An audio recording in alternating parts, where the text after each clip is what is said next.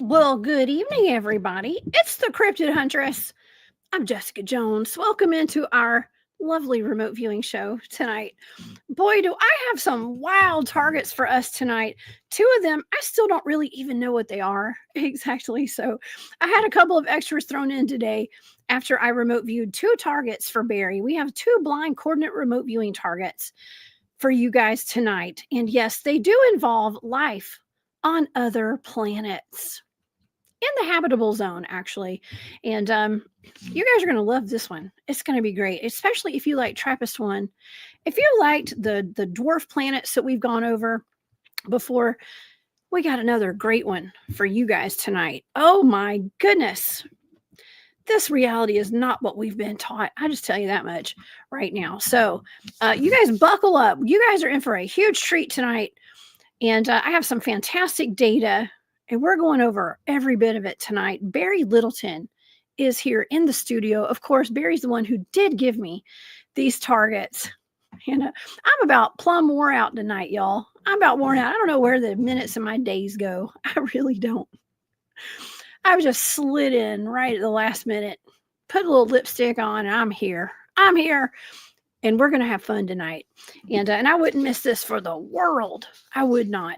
All right. So if you guys would like to follow along with all of my shows and everything I'm up to, please go over to my website. You can find all of my social media links there. You can find my archives of all the shows there, whatever you need. All the Cryptid Hunter stuff is going to be over there on that website. Also, all the data for tonight's show is going to be on my Patreon. All 4 targets. Now, like I said, I don't know where all my minutes went in my day to day. So I did not specify which targets which in my Patreon tonight, but all the targets are there. I will go back and label all that stuff later. And we'll go over it tonight as we go over all the targets tonight. And so, yeah, but join my Patreon. Thank you to all of my members. There are some of you VIP members where I still don't have your mailing addresses. Please send those to me at thecryptidhuntress@gmail.com and or through the Patreon app. And let me send you your gifts. I've got little gifts that I give my VIP members. And there's at least 5 of y'all that I still don't have your addresses. So thank you guys so much for all your support. And send me that address whenever you get a chance. Okay. I'm going to hold on to them until then. Okay. They're not going anywhere. Also, I have a shop. It's called War Woman Goods. You guys go visit me there if you'd like some really cool vintage jewelry and whatnots. Okay, so I just put that shop on sale this week again. So you guys, just for y'all. Okay, so thank you for all your support. Also, I always say, come see me at the Georgia Bigfoot Conference. I'm their keynote speaker this year, March 22nd in Demarest. Please come to that, and you can get more information on that online and on my website. And I got other events coming up too, but that's the next one. So, all right, let's get to our show, y'all. I hope y'all enjoyed that show last night or yesterday with Barry. We talked about the Dulce secret military underground base and the Nightmare Hall. We talked about all the levels of Dulce and the testimony from Phil Schneider and all the other people, including an abductee who had a chip implanted into the back of her spine, okay, in her neck. And so we talked about all that yesterday. It was a wonderful show, really fantastic, full of disclosure there. So if you guys missed it, please go back and check that out. It's the Dulce underground base show that Barry and I did yesterday. So I got Barry for another day in a row over here at the channel. Y'all know Barry brings the heat. All my guests bring the heat with all of these topics, but my goodness, he gave me a great four targets for tonight, and they're all different. But the first target we're going to talk about tonight, of course, is the Ross 128b. This is a dwarf. It's a red dwarf planet. Okay. And there happened to be some kind of strange radio signals coming off of this planet at some point back in 2017. And it was constant, suggesting maybe there's some life over there. There's a lot of other stuff that suggests there could be life on this planet. And so I don't know. Let's see what the data says tonight. It's going to be amazing. And also the Ummo This is something that Barry is very interested in. I'm interested in it now. I had never heard of either of these before I remote viewed them, as are most of my remote viewing targets. I never heard any of this. But now I'm neck deep in it, and I have remote viewed it, and my goodness, the data is wild. Okay, so the other two targets Barry will tell us about. Okay, so of course Barry is a fantastic, very cutting edge researcher, as I always say, and he has his own YouTube channel and a Patreon. It's called Barry Littleton. And please go visit him over on his channel and give him a subscribe, like all of his videos, share them out, and support him through his Patreon. And he also offers services through his, contact him through his email. That's barrylittleton13@gmail.com. Please help me welcome to the show tonight our good friend, Mr. Barry Littleton. Hey, what's up? What's going on there? Probably got getting people throwing apples at me. I said, "This cat again, man." Tomatoes. I'm just kidding. Thanks for having me on. Hello to everybody in chat. This will be really interesting, especially because I had given you another target. I thought that was like last week, but it was a cryptid, and I think it turns out the data showed that it wasn't real, and that's the Mapingari. Anybody that's familiar with the Mapingari? And that's supposed to be supposedly a type of giant sloth. It's slightly different. It's been cited in the swamp and other places. The Mapingari, and that data was not promising. I certainly wouldn't want anybody. Yeah, it wasn't. It wasn't real. But I like it when that happens. It shows truth. You know what I mean? It does. Well, that's the thing, Barry. It's almost, to me, it's very deflating. Okay, whenever I get a target, it's rare actually that I get a target and I'm completely off target. There's nothing that has anything to do with the target whatsoever. But it's good to know that you were testing to see if it was real, because it makes me feel better after I hear that, because the target had nothing to do with a cryptid whatsoever. And so that's kind of how we're gauging all this over here, y'all, is because this is I always say I'm no expert on this. I just do it a lot and I love to do it. But it's cool to see how we can gauge what's real and what's not, and kind of we know what to look for, right, Barry? Yeah, and he gives us a base, and I'll say in the case with this and the Ummo, the Umites, or from Ummo, it's the same deal. Was it real? There's a lot of controversy around that whole subject, and it was kind of like dawned to be not real and things. And I had my suspicions. If anybody's ever actually seen the Ummo papers, they're quite advanced, very advanced. This is coming from like the 50s and 60s. Supposedly the Ummo. Well, I'll wait till we want to talk about that anyway, sir. Okay. I'm ready to get up. At least I'm staying on topic for a change, though.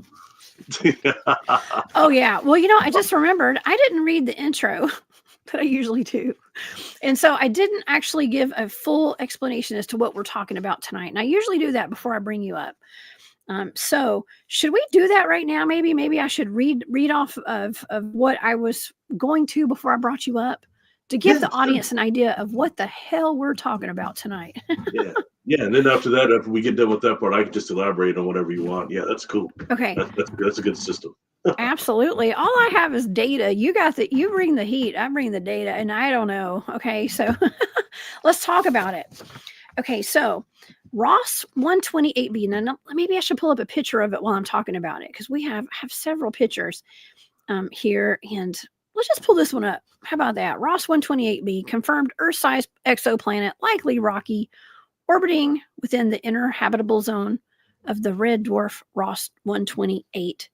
Okay, actually, let me pull up a better picture. Let's get the bigger picture of that. Okay, so Ross 128b is a confirmed Earth-sized exoplanet, likely rocky, that is orbiting near the inner edge of the habitable zone of the red dwarf star Ross 128 in the constellation of Virgo. Located just 11 light years away from Earth, researchers in 2017 determined Ross 128 was sending out strange radio signals, with experts saying they can't rule out that it's coming from aliens. The radio signals from space appear to be coming almost periodically from Ross 128, a red dwarf star It's not known yet to have any planets around it. It's considered one of the best candidates for habitability. The planet is only 35% more massive than Earth and is expected to be a temperature suitable for liquid water to exist on the surface if it has an atmosphere. But could there already be life there? That's the question. Is there already life there? Okay, now next we have in the 1960s a unique and perplexing UFO-related phenomenon unfolded in Spain, which became known as the Ummo case. Letters and documents allegedly sent by extraterrestrial beings from a planet called Ummo. These communications were packed with intricate details about advanced technology, alien society, and existential warnings for humanity. Whether seen as a genuine extraterrestrial contact or an elaborate hoax, the Ummo case remains a fascinating chapter in the history of the UFO phenomenon. And of course, are these things real? Are they hoaxes? We know that the Ross 126B or 128B, it's 128. I can't see. We know that that's real. This is real. Is the Ummo a hoax or is this real? Barry, you seem to believe, and your hypothesis was that the Ummo come from this place, right? From 120. You know, it's 128B. it's a sketchy one, and I got hip to the Sketchy. Ummo thing. I mean, years ago when we're talking about going like back in the '90s when I got really hip to it, early '90s, and at that point around 2000 when you first started really getting the computer, people were downloading stuff. I saw somebody put some of the Ummo papers on there. Mhm. And, you know, I found it interesting because they were like dismissed by Stephen Hawking and other people wouldn't even talk about them. But what this is the Ummo supposedly are a race of humanoids that came to Earth because they intercepted some type of a signal coming from a naval something or some sort of a weird way they intercepted a signal that brought them here. And then they discussing that they supposedly landed in the Pyrenees Mountains between Spain and France and left 8 of their crew members here. And they communicated with approximately 20 to 30 people in Spain. And the thing about them is supposed to be is I've only seen them portrayed as possibly being, of course, you know, the somewhat Nordic looking, but who knows? They got a big head.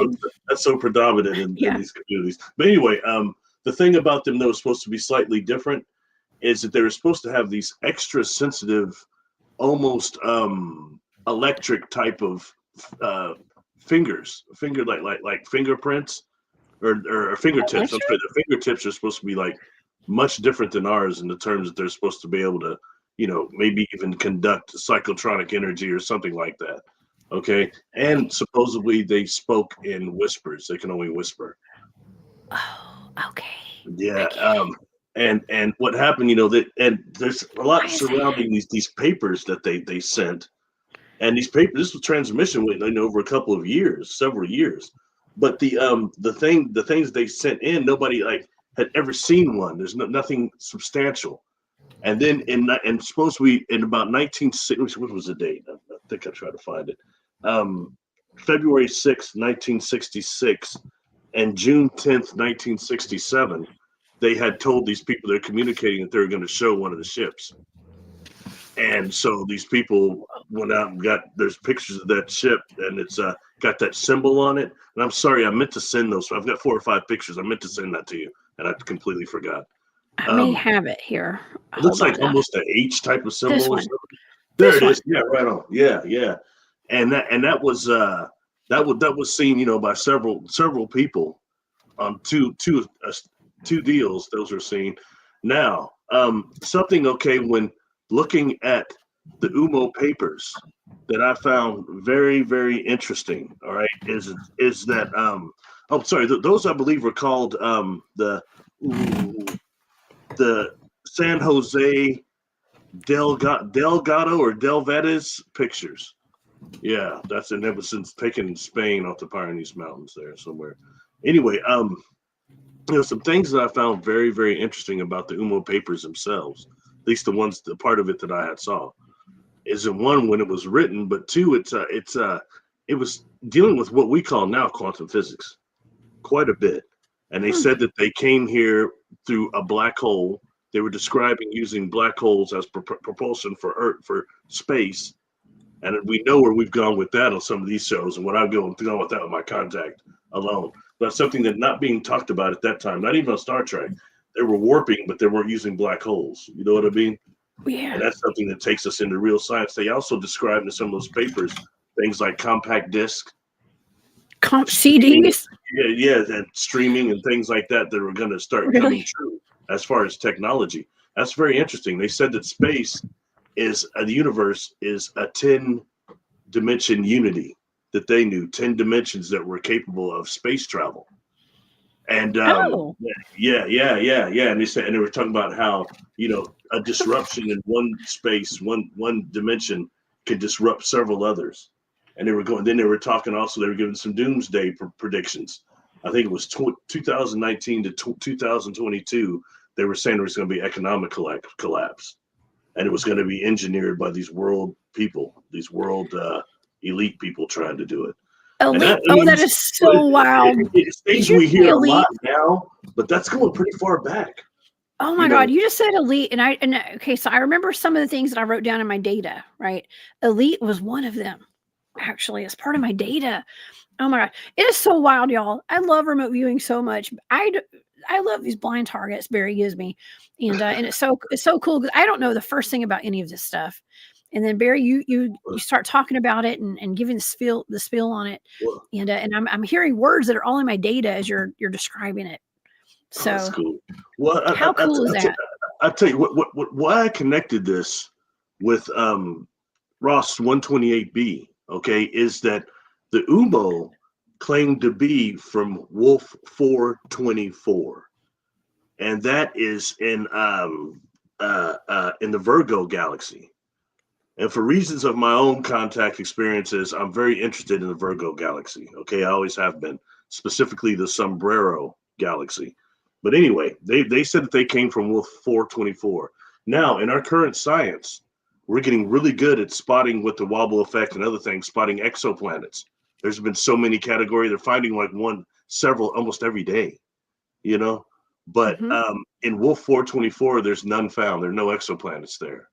So it made me very curious what in that area did have an exoplanet near Wolf 424 that was in the habitable zone, the Goldilocks zone. And that's exactly I immediately found that it was Ross 128b. And it's not, I think it's about 11 light years away from Wolf 424. But as far as, when you start getting information like this and what they're telling people back then, as far as regions of space and stuff, it could be slightly off.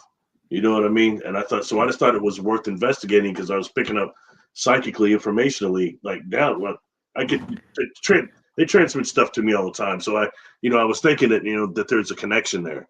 And I kept feeling that, and that they were actually from there, and that maybe they did really exist. I just after looking at the papers, they're too advanced. The only thing you can say is, well, why would an advanced spacefaring civilization need to communicate like that?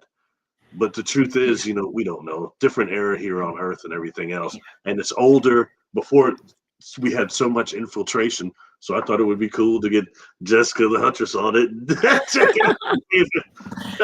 I hunted it down too, didn't I? It's wild. I mean, I don't know. I mean, with a lot of these targets you've given me, like let's just say, for instance, TRAPPIST-1 star system, right? The planet that was on in TRAPPIST-1, and also the dwarf planets that you gave me targets for. I'm seeing something that looks like Earth with people. I always refer to this the mid-rise apartments and highways and cars and humans. And I mean, humans, it's just like us. Humans and humanoids are usually in the data a lot of times with things like this. So it's not just humans. It's like they're cohabiting. Like there's other people that aren't quite human there. But see, here on Earth, we have people that aren't quite human as well sometimes. But nonetheless, they hide in the forest. The hairy forest humans, right? And yeah. It's just really wild, and I just really do appreciate these targets that you give me. And And this right here is honestly, thank you very similar. much. And I was prepared for the Umites to not be real. And I'm going to say something else before you even get started. My other quote unquote hypothesis was that they're one of those civilizations of cryptoterrestrials that have us looking out there at Wolf 424 when they live right here and they're sharing the planet with us. And that's why they were giving so many predictions about the disasters that were coming here and the doom and gloom, because they're living right here with us and trying to fake us out with Wolf 424. Anyway, that was my other hypothesis. So I wanted to see which that the data might yield, or that it was just, excuse my language, BS, But hopefully Did not. they fake us out? I think so. No one would dare do that to us humans, would they? No one would ever try to trick us, would they? I'm just kidding. Yeah, well, never fear. The Cryptid Huntress is here. And yeah, we do have I have some really interesting data on all of this. And I don't know, I figure let's start off with the Ross 128b tonight, because that's the planet. Okay, that's the one in the habitable zone, right, Barry? And there are other planets that you've given me as targets that are in the habitable zone, right? Just like those dwarf planets and the TRAPPIST one. I believe those are all habitable zone. Yeah, interesting how many of them tend to be around red dwarfs too. You notice that's not the first one, and they maybe what does that even?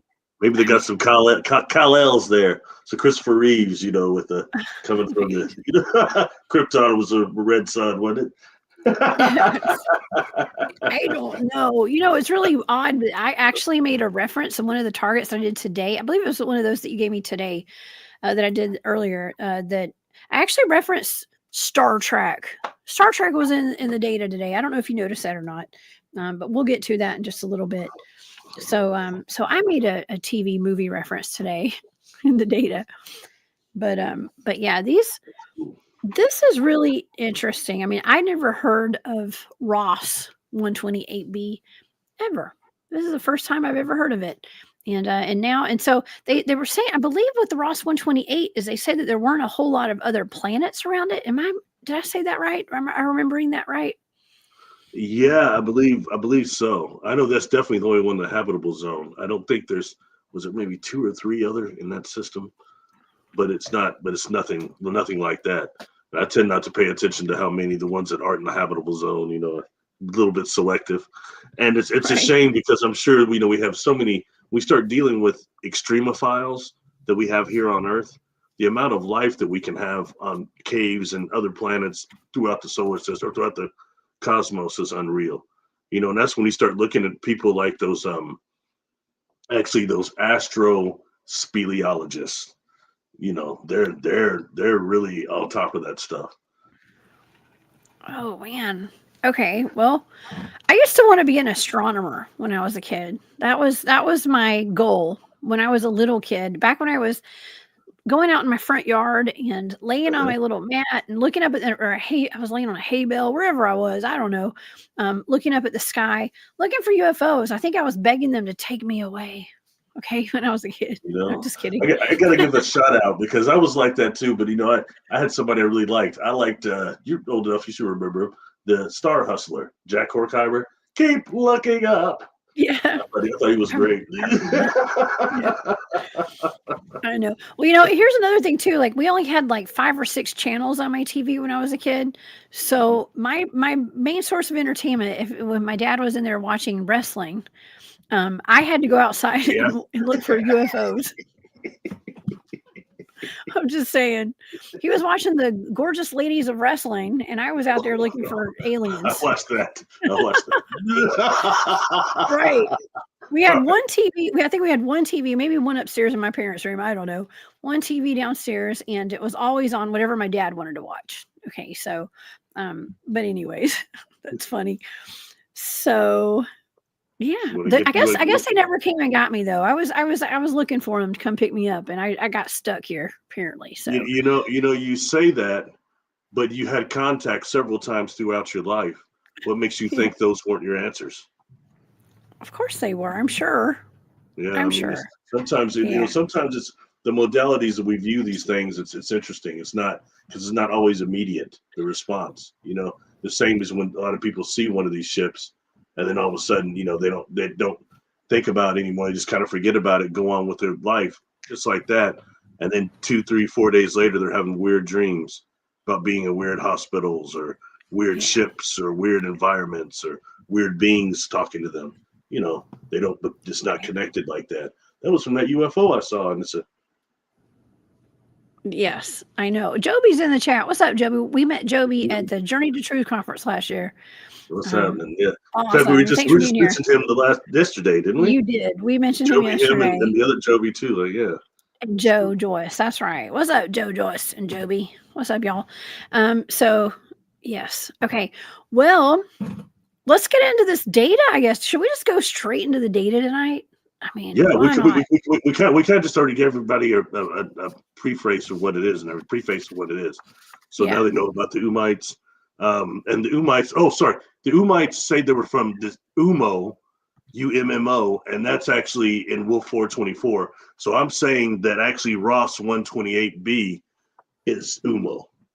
It was You're saying that is what Barry has, and you do your research. You know what this stuff is. So I support whatever hypothesis you have. I'm behind it. Thanks. Appreciate that. I'm behind it. Let's just see if the data lines up. Okay. Right on. Let's see how the data lines up. And because that second one with the Ummo, you weren't quite sure if it was real or not, but it might be real. It might be real. And we're going to whisper all that data because they whisper, right? Yeah. I'm kidding. Entertainment only. Right? We're going to whisper all that one because they only whisper. Okay. I didn't know that. That's a fun fact. Yeah. They only whisper. It's really convenient, isn't it? It is. Okay. Okay.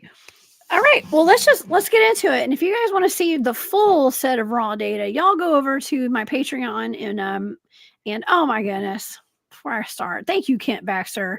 That is so sweet. This show is off the hook. One of the best out there.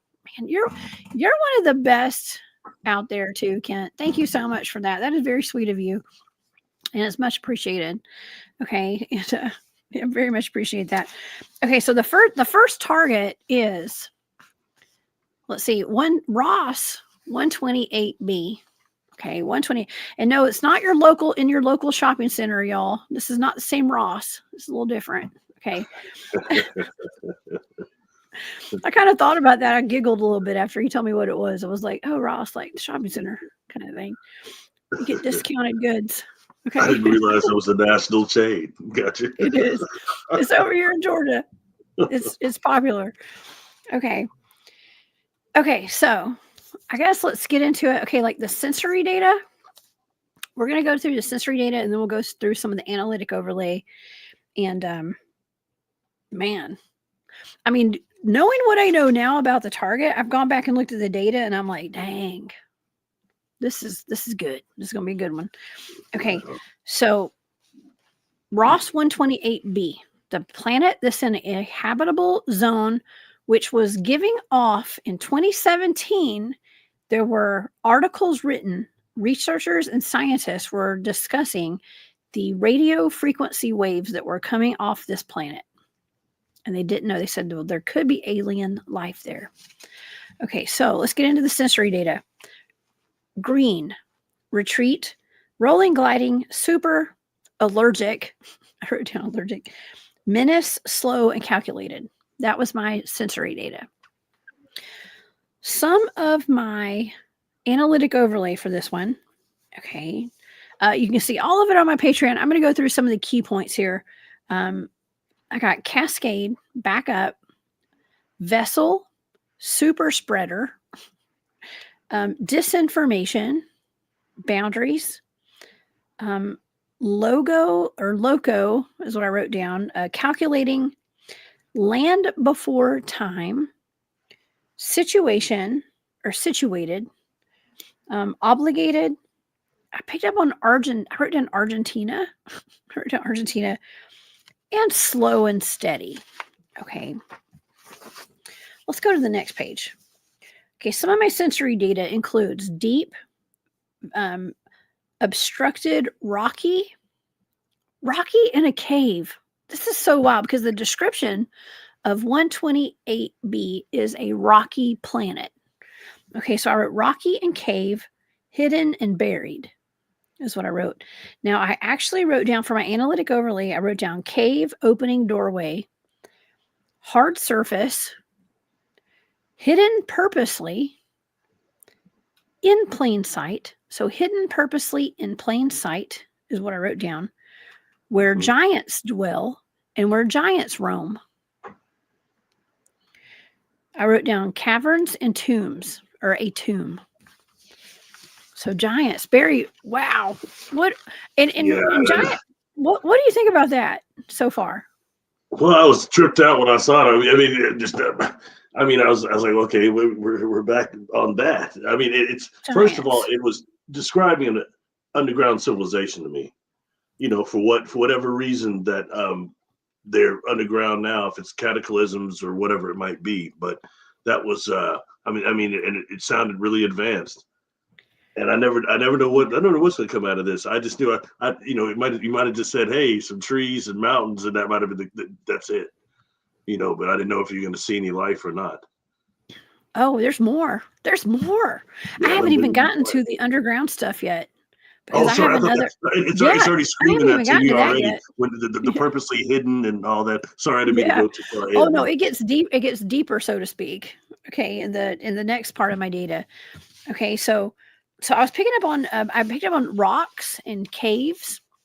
So you're right. So in a hard surface is what I wrote down, and hidden purposely in plain sight, where giants dwell and giants roam, caverns and tombs, caves, and I wrote down dumb, D-U-M-B, deep underground military base, but farther back. I said dumb, but farther back is what I wrote down. And then I was picking up on something old and ancient, and I wrote, okay, so this is, I guess I'll show this picture to the audience tonight. So there's a picture. It looks like that's a person. I drew a little stick figure down there at the bottom. That's how little the person is compared to the hole in the hole right there. Okay, it looks like, and I picked up on repurposed tunnels. And I had this overwhelming sense of something that was repurposed. So this is very old, and then there's something that's taken over it and using it in the modern day for something that's been used for millennia. Okay. And that was my ongoing theme of this entire target, was something that was repurposed. I just kept getting that over and over again in all of the data. That was like my ongoing theme. And I kept, and as I was like writing everything down when I was viewing this, I kept trying to think like, well, how, it was almost like I was trying to think of like other ways to say repurposed, because it was like, it just kept coming up. I was like, repurposed, used again, something that was old that's new now, but it's been used for a long time. And you know what's really weird to me? You know what's really weird to me is that when I looked at that illustration that you did and how there's people down there. Yeah. You know what it always reminded me of? What? People walking through some sort of a Stargate, a really big one. Oh, I don't know why. That's just what I keep seeing there all the time. And then when you say repurposed, like how? And is it just strictly re-terraformed or re-engineered, or is there something completely else going on? I mean, that's just I don't know. I could be totally wrong, but that's what I just picked up off that image. Was that like people walking through, even giants walking through something like that, you know? Or imagine entering the tunnel, maybe just entering the city or whatever. Imagine if that's a giant and it's a little tiny stick figure. It's like a little flea down at the bottom of that paper. It's like tiny, and it's just like this huge thing. I don't know. That was just what I was picking up on for this. This is a blind target, so you know I don't know what this is, but I'm picking up on this, and so I wrote repurposed tunnels. That was part of my analytic overlay, something that was old and ancient, and then I wrote repurposed tunnels. Okay, now that could even ring true here on Earth too, right? So I don't know, but repurposed tunnels, and I wrote in the mountain, repurposed tunnels in the mountain, and and I also wrote in the natural element. So what I was seeing was repurposed, something that had been manually made by humans, by man, by whatever kind of life force that is here, It has been it's something that was made and then repurposed in the element. So it was something like in the side of a mountain or in the ground.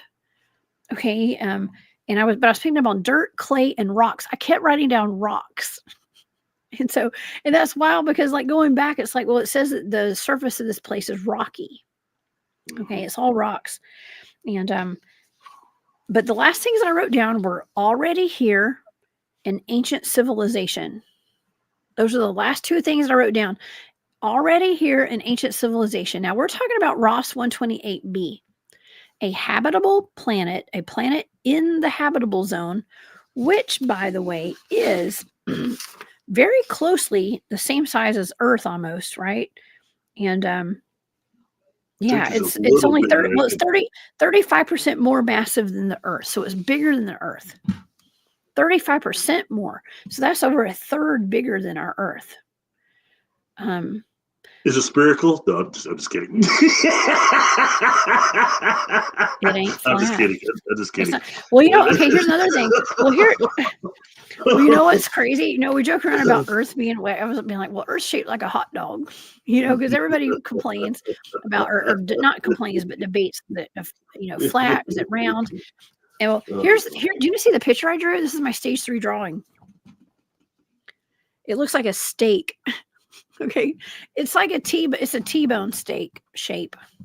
Maybe that's what it is. I don't know. When I drew that, I was actually seeing the entrance to a cave. And so that's what I drew would be something that looked more like an entrance to a cave opening. Yeah.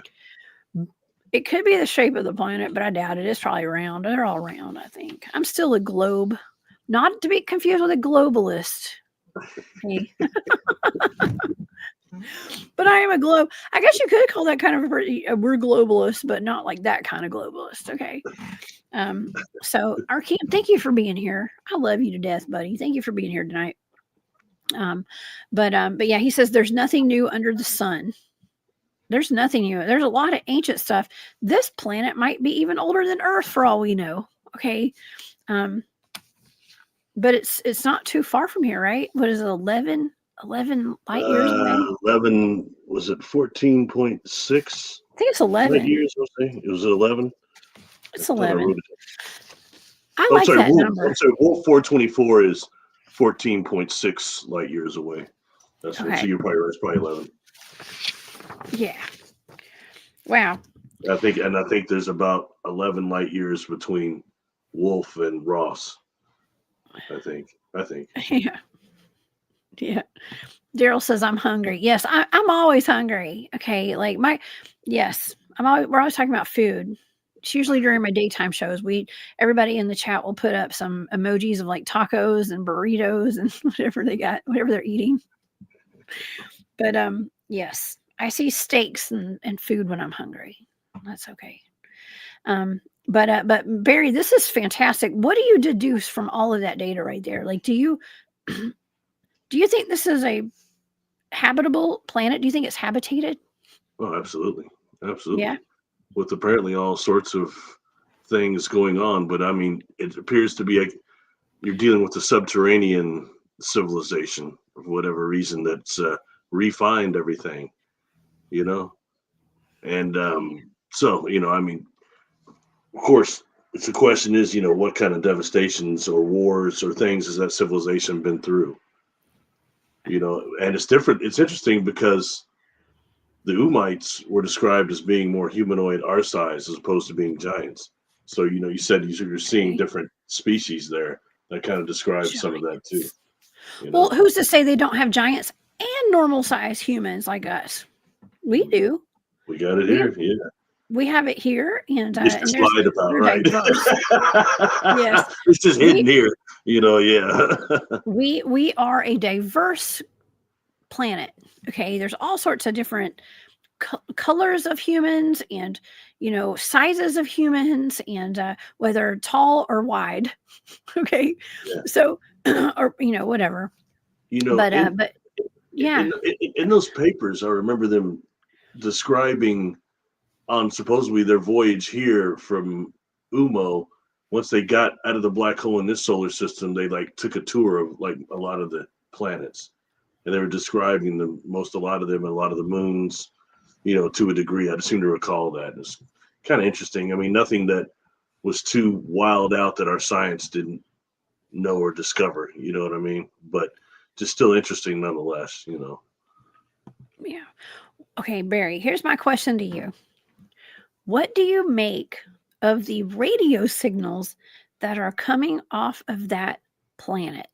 Now, I don't know if they're still happening today. The only articles I found on it were from 2017, and then it went pretty dark. Never heard anything else about it. What do you make of that? Well, they dismissed it as, what was it? They dismissed it as a natural phenomenon. But it's things like that, and especially when I spoke recently about we hear a lot about the SETI program, the Search for Extraterrestrial and things, how they're looking for radio signals, and that's one of their deals. But no one talks about OSETI, optical search for extraterrestrial intelligence. They're looking for like bent lasers and looking for bent light out there. A whole nother thing which you would see much more from an advanced civilization than you would see scintillating radio signals. You know what I mean? So, and for me, it also makes me think about something that's called fast radio bursts, and those are these huge bursts that were like 1,000 suns blowing up. There are these radio signals that were coming out from deep space, and they finally started saying they couldn't narrow it. Then they started saying, well, it must be a rotating neutron star or a rotating pulsar. But I tell you, having seen something with some advanced, what do you call it, night vision with the magnifyings on it, and being way out there in the mountains and looking up and seeing things that are constellations away, telescopes, going from constellations to constellation. And I was sure I was seeing something that we could call Dyson spears doing hyperspace transport. Was sure of it. I mean, it was so odd to see that, and no one could explain it to me. I was talking to Rudy Shields. I asked him. He's not a UFO guy, unquote, or a contactee. So I said, "What was I seeing?" And he asked me, "What do you think it was?" And when I told him, I think it was maybe Dyson spears going through hyperspace or something odd. They were going from constellation, almost from galaxy to galaxy, way out there. The visual acuity. He says, "Barry, I think it's probably exactly what you think it was." And I was shocked to hear him say that. I was sure he would have a scientific astrophysics explanation. He's like, "Barry, you're right. It's whatever you think." You're pretty smart, Barry. I'm just saying. He just said he might be nuts, Barry, but I don't think he meant that. Possibly. Yeah. Anyway, back to what you were saying with the data. I don't want to get too distracted here. I don't know. I mean, I'm done with the data. The data's there. I mean, I'm pretty impressed with it. Like at the very beginning, okay, I'm getting all the sensory data and a lot of that. I mean, I'm just trying to make sense of what I'm seeing there. And it took me a minute to like get into the swing of it by the stage 4 data to where I'm really seeing like something that's like a rocky surface, something that is a landscape, which looks it's not all green and luscious and a pasture with cows in it and stuff. I mean, it's something that's kind of rocky and question. At any point, did you think you were on Earth, or did you know that you weren't? I thought I could be on Earth, but in the past, okay. I thought I was on. I thought I could have gone back in time, and because I actually wrote The Land Before Time, and so it was very much like Earth. I even wrote down Argentina at some point, okay, because I was seeing like mountainsides and something that's kind of rocky, and so I actually thought that. I thought that I could have been on Earth in the past. That's literally where I thought I was. But I was, when I was picking up on the tunnels and stuff, I 100% thought that I was on Earth. But I thought I might be underground or remote viewing something that was maybe even a deep underground military base that was being used today from repurposed tunnels from a long time ago. Like when I went back, when I got done with the session, that's what I thought. Okay. And you always ask me like, what do you think this is? And I told you, I said, well, I don't remember exactly what I told you, but I did think that, it was probably something that was repurposed. I kept telling you it was something repurposed. And that was and I was trying, like I said, I was trying to think of it, how to say it in different terms over and over again, because there's something that was there a long time ago, very ancient, that is being used today for something different or the same. I don't know, but it was just repurposed. And so I think that this is repurposed. And for the record, it doesn't mean it's the Ummo, but we know it's inhabited there, and it's maybe a likely candidate, even though you saw giants there. I find it so fascinating how often giants just come up in everything, not just Earth stuff. They just come up constantly. You know what I mean? And it's okay. So let's just go into. You want to just go into the Umites from Ummo? We can if you want. And and that's the one there. I thought, and that's why I anticipated, like, okay, this will at least show if they're cryptoterrestrials, if they're really from out there and real deal, or is it just a fake hoax that people did? I knew that the data would show that one way, so I was prepared to accept any three of those hypotheses. Well, you don't have to accept anything, but just to be inquiring, okay, over that. This is wild. Okay, not everybody has a personal remote viewer like you do, Barry. Isn't that cool? Barry's got his own personal remote viewer. Okay. And actually, I have my personal tasker. Barry, I am so lucky to have you, Barry, you're such an accomplished researcher. And for us together to do this, it's amazing. So I'm having a lot of fun here. It's fun, right? And by the time we get done with this here, it will show several exoplanets. Within you have a database of exoplanets you looked at now. And nobody else really has that, okay? And they can't just say, and I never know how it goes over with your audience. They might always like Cryptid or something, but I think this is important too, because it takes us out of the fantasy so much as to some hard data, and also with some hard science that goes with some of these places are capable of this. You know what I mean? It's not just fantasy. I think that's important, It's almost like a database. It's like a catalog, like you're cataloging like Starfleet, We're cataloging. We are, but then I do want to remind. Oh, go ahead. They say this is the way actually communication goes, remote viewing to a different level between intergalactic societies. That's what it said. Anyway, sorry, you were saying something. Well, no, I just wanted to remind the audience that remote viewing to me is just data. Okay, it doesn't answer all of our questions. It's not bringing all the answers. It's just giving data. So I'm just getting a whole lot of stuff. I always want to say that, like, I'm not a know-it-all. This is channeled data. Okay, so don't get mad at me if it's all crazy and wonky. Okay, but I think that it has a lot of good stuff. This has a lot of good. It packs a good punch tonight. Okay, all this data packs a good punch. I've been doing this for a long time. I'm pretty good at it. Okay. Yeah, I agree. So, pleasure. Okay, let's see the Ummo. Oh my God, let's go to the Ummo now.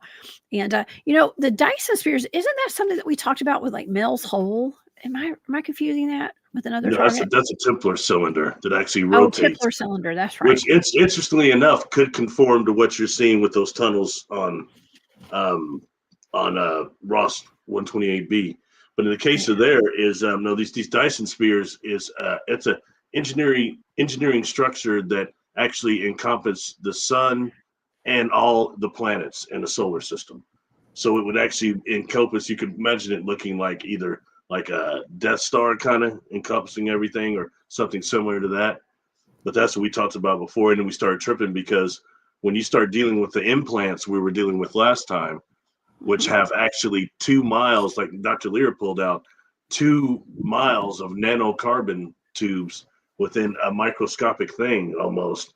Okay, 2 miles worth in there. Can you imagine what a civilization could do that had a Dyson sphere around their solar system that's going inward revolution like that and has gone to the pico scale for exploration of the universe? Whole nother thing going on there. Whole nother thing.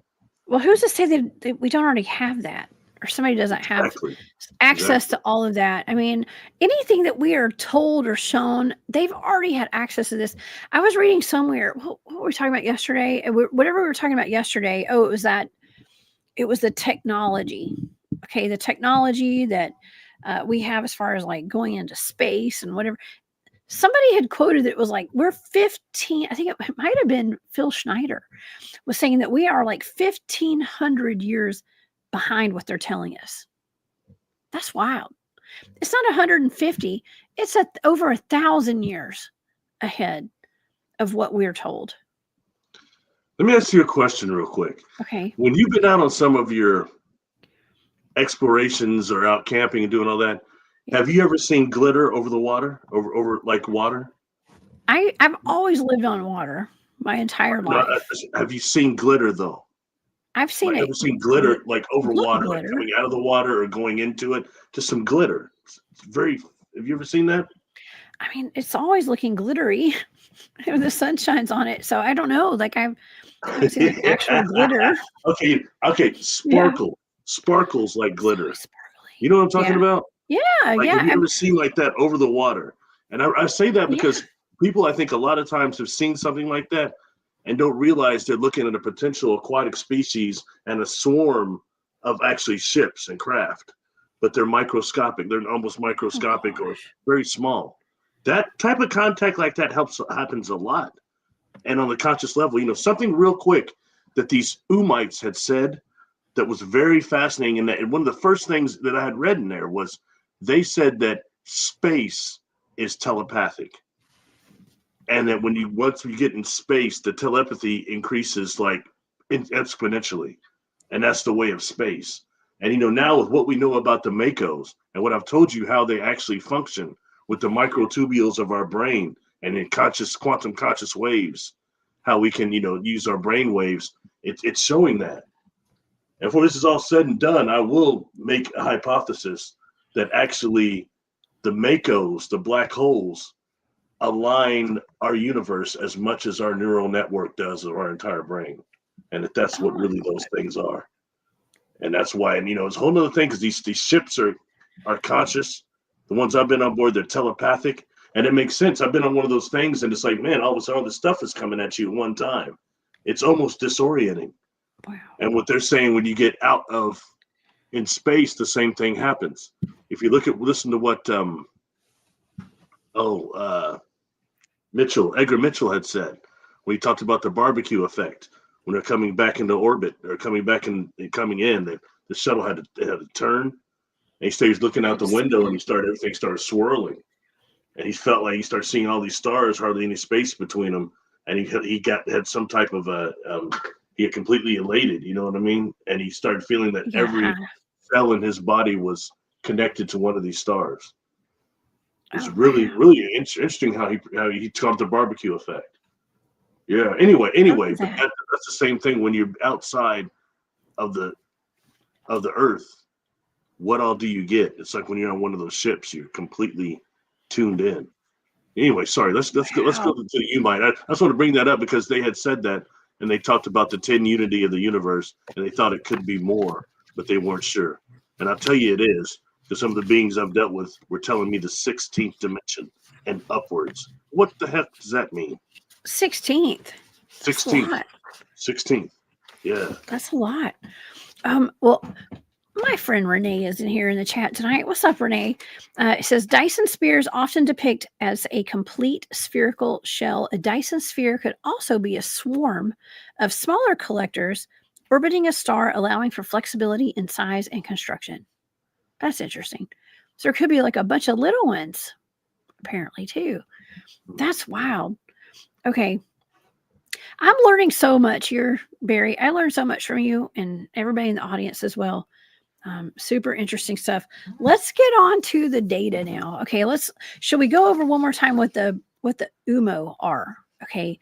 They're supposedly debunked though. Okay, supposedly debunked from the planet Ummo, the Ummites, that was said to be located in the star system Wolf 424. The hypothesis was that Ummites and Ummo papers were actually real, and the planet Ummo is actually Ross 128b.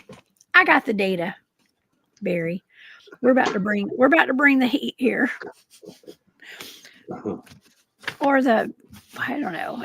We'll see. I don't know if this is the heat or not. Okay.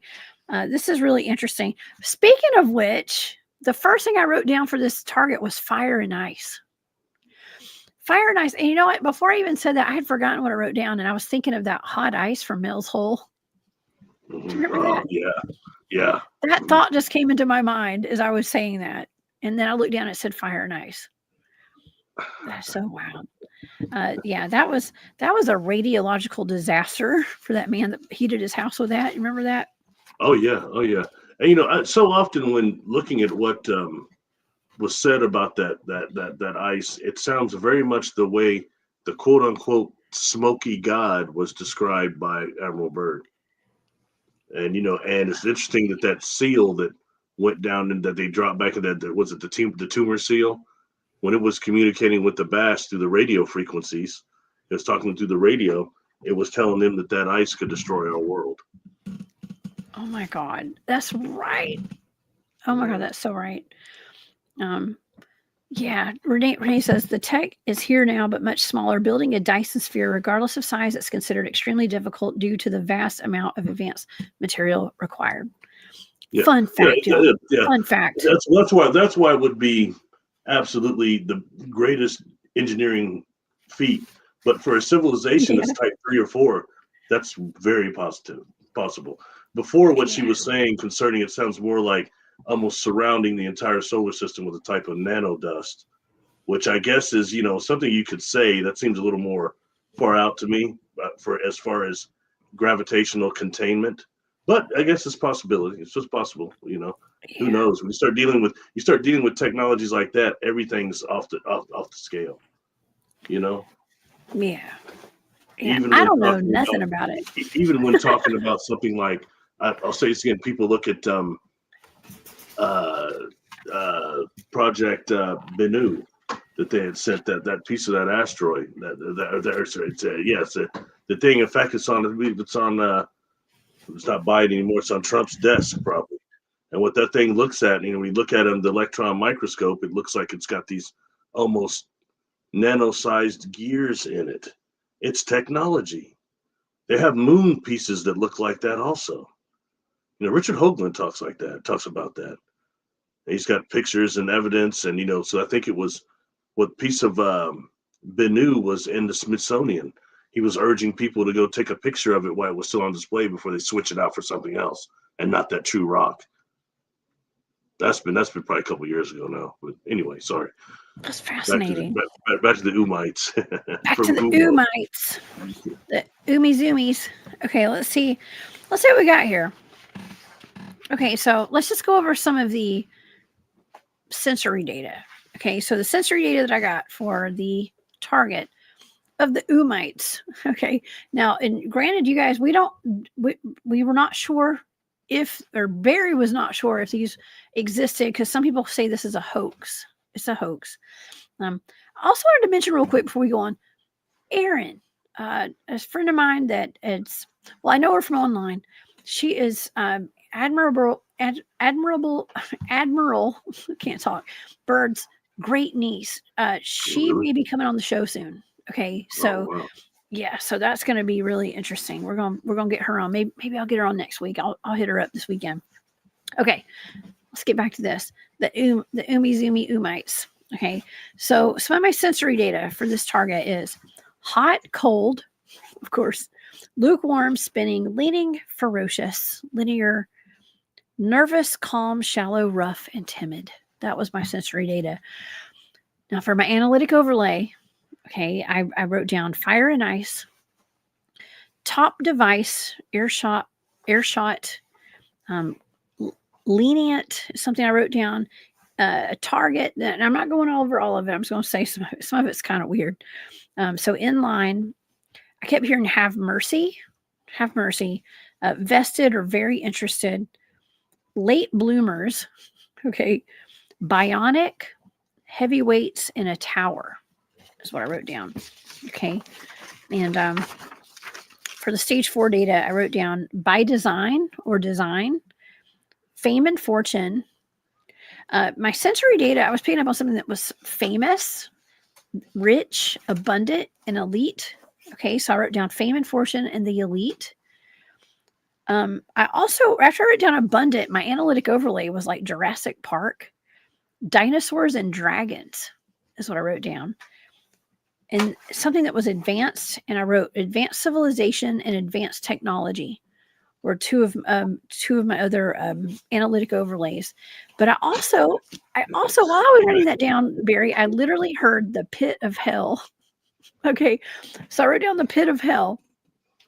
I don't know what that's about, but it was right after I was like seeing the Jurassic Park, and so what I was seeing was like dinosaurs and humans living together is what I was seeing, and so from the Fame and the Fortune of the Elite, and then like Jurassic Park, because it was like humans cohabitating with dinosaurs and dragons is what I was seeing. And I guess like I just heard that. It's not like that was not my opinion. That's You what know, I in all heard. fairness, the way they kind of described Earth is a hellish type of place, and that's where we're kind of going. That's kind of what they were Yeah. saying. It was, their predictions for Earth were very bad. They weren't positive Were at all. they? Yeah, yeah. Oh God. So They were Earth is the pit of put it hell as then. disturbing. Okay. Yeah. Damn it. I didn't know that. Okay. And for all fair sakes, if you're from somewhere that's really advanced and a little more utopia like, it would just suck here, man. We are the prison Very planet, vibration, you'd be Barry. like, oh, Right? God. you know, there's an episode of Star Trek where the Organians, there's this primitive planet, and Kirk is trying to stop the Klingons from taking over this planet. And every time they go in there and talk to the council, these guys are looking at them like that with these looks on their face. And it turns out they're not even physical. They're like energy light beings. And they're just doing that for everybody's benefit. But I mean, but in reality, they're saying you got to get away. The very emotions of you all is too much. It's very disturbing to The beings like that. emotions. Mm-hmm. Well, Anyway. a lot of ETs want to be us or figure us out because we have emotions, right? We talked about that yesterday. Yeah, some. Hmm. Yeah, and and love is a part of that dealt with love, Yeah. and some of them said they can't love the way we do. That's interesting. You know what I mean? Yeah. And it says something about really what people and humans actually are, how much we're being slighted, how much we're not living up to our true potential because we're being, food Suppressed. for lush food for a bunch of inorganic beings. Anyway. Loosh. We're being loosh food. Well, that's why you and I are here. We're trying to help counteract that. Okay. And we're waking everybody up. I mean, I'm waking myself up here out of this pit of hell. Okay. Hey, The pit of hell, really? Think about the dwarf planet or the planetoid you were looking at before. That was one of the first ones we had done. The bases out there that my contacts had told me about. And you kept saying, what is it? There's something about a ticking time bomb. Yeah. They're watching Earth. Are we on? We're on a ticking time bomb. Well, we're detonating that time bomb right now. That's my reality. I'm hoping that things can be changed a little bit. The fact that they predicted this huge economic collapse between 2019 and 22, that didn't happen. A lot of predictions don't happen, most all. But I mean, did that not happen because we're always close to that, but it's because the timeline changed? All right. Food for thought. Food for thought. Lots of food for thought here tonight, y'all. There's always food for thought here. What is the connection to the elite and the rich and the famous? Okay, what is that? That was really prominent in my data tonight for this target. What is that? They said the economic collapse was going to be caused by these globalist elite people that were going to join and destroy, purposely engineering the destruction of economic collapse. And they were saying that even then, when they were giving that information, they say it was orchestrated and already ready to go then, and it would be implemented between 2019 and 2022, and it was them was going to do it. And they were saying how that was going to destroy the Earth and how it was going to be all these, along with that, all these cataclysms and destruction, food shortage, viruses. Really, they talked about all that stuff. That's what they're doing to us right now. A lot of stuff we hear now anyway, doomsday stuff. But I mean, they were on it then, and that's going pretty far back. And the fact that they predicted other things technology-wise that had not manifested yet is rather worthy of notation, Yeah. Okay. Moondog Davis said it, not me. Okay, right here. That's right. We have a lot of. Okay, so I don't know. I haven't been watching the news, but I mean, like cable news and stuff. But I keep up to date with stuff with current events. I've been seeing there's a lot of corruption. Okay, there's been a lot of corruption. It's all being uncovered right now. I mean, we've been knowing about it for a while, but now we got the receipts. And so now we got the receipts to it, and now it's out in the open. Tax money, whatever, all that kind of stuff. It has been wasted like a mofo, Barry. A lot of this stuff, and we've been knowing that for a long time, right? Oops, my dog's not gonna step over, y'all. Sorry. They talked about huge stock manipulation and market manipulation and all those things. Hopefully that's what's going to change here. Everybody's saying that the good is winning. The good is winning. So hopefully that's what's going to change here. You have a lot of people that think that Earth is split and there are two Earths, and some of us can go this one, those go that one. We're ascending, but that's sad to think that other people aren't. You know what I mean? But yeah, it sounds like a rapture deal to me. It sounds like it. Hey, whatever. I mean, it would. Listen, in a perfect universe, yes, I would ascend, and all my haters would just stay below somewhere. But I'm here to try to help everybody ascend, even the haters. Thank y'all for watching, haters. I know y'all are out there. Just kidding, man. That's so terrible, but it's the truth. You know what I mean? Right, Barry? Yeah. Like, we want everybody to come with us, but you still gotta be nice, y'all. Whoever y'all haters are out there, it's a requirement if you want to come with us. Just kidding. It's compassion is something humanity needs more right now. We need much more compassion. That's right. I mean, when I witnessed those fires and at least social media wise, see some of the people that were just complaining they should have had this and had this. They should have looked out for this and that, and FEMA should have this and that. And they were just completely missing that. Hey, you have people that not just lost their lives, but lost everything. You know what I mean? It's like everything in their lives. And that's a big uproot. It's not that easy just to restart everything. That is major, major trauma. And the lack of compassion I was hearing was very alarming. You know what I mean? Yeah. I mean, not the whole world, but but there was that faction of people saying stuff like that. And just that should, I hope that's something that gets eradicated here. Because let's face it, this is a very hellish place. My brother's always said that. He said, man, this is a very hellish place. One little vibration lower than this, and it would be total hell. It's all about perception, Barry. It is. Listen, I have been through hell and back. I have literally clawed my way out of hell probably 20 times this lifetime. I'm not kidding. Definitely 10 or something like that. And I'm happy. I'm glad to be here. But you know what? I found my purpose, and I know why I'm here. And I am just so happy. I'm happy even, and so things bounce off of me now. Okay. But it is a hellish place. Listen, I've walked through hell several times. Yeah, I know what you mean. Yeah, me too. My life used to be pretty cushy, white. I think now that I had no idea I was going to take on some brain injuries and some other. That's good Lord, I had no idea. We're still here. You have a jovial laugh, and we're still here, enjoying each other's company and having a great audience tonight. And learning, teaching, and learning, and growing together. Okay. I just realized that's what it's all about. I got to talking, and we completely went off topic, and it's my fault. Did. I was super. It's okay. Let's go back to the Ummo target stuff. We got those other two targets we do. They're not as big a deal as this, I think, but it's still just cool information to throw in with this topic that squeezes right in. And you didn't know what those targets were either, so it's pretty cool. Sorry, I didn't mean to take us off. Somebody's probably mad out there. That guy was talking about, It was okay because what got us off of the path was me asking about the elites and about the people being famous. So because in my data, I actually wrote down famous, rich, abundant, fame and fortune and elites, and I was trying to figure out what does that have to do with this target. The papers, the Ummo papers, were filled with predictions of that, and these. I mean, there's a lot of that in there. Yeah, so. I have some pictures here. I mean, I don't know if what these pertain to here. What is that? Is that from the papers? Is that like a book or something?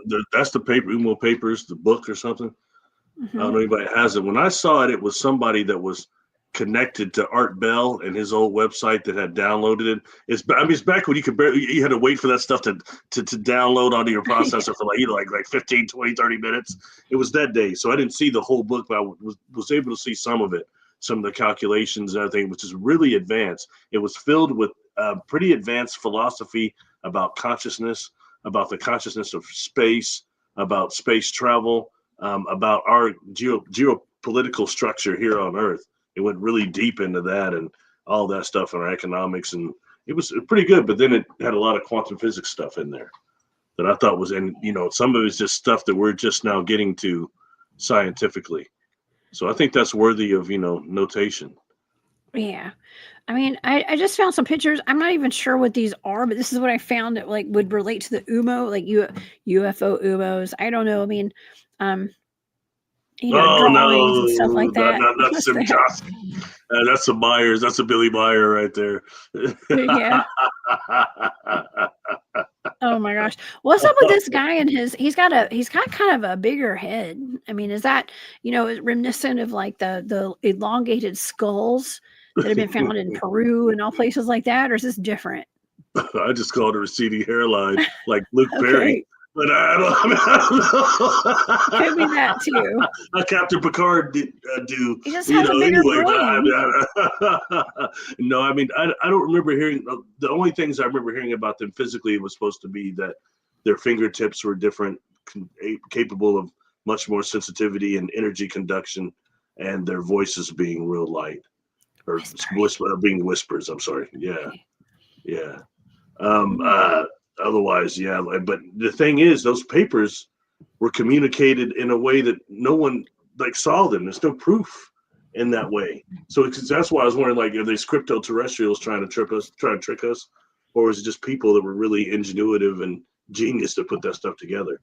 But some of that, when you start looking at that, some of the foresight they gave it's kind of hard to question. You know what I mean? It is what it is. I mean, it's interesting no matter what. I mean, this is all very interesting. I mean, I was picking up on some kind of an advanced civilization, and pretty much the storyline, okay, for what you've told us tonight is in my data. So whether that's real or not, I don't know. It's data. That's what I did pick up on.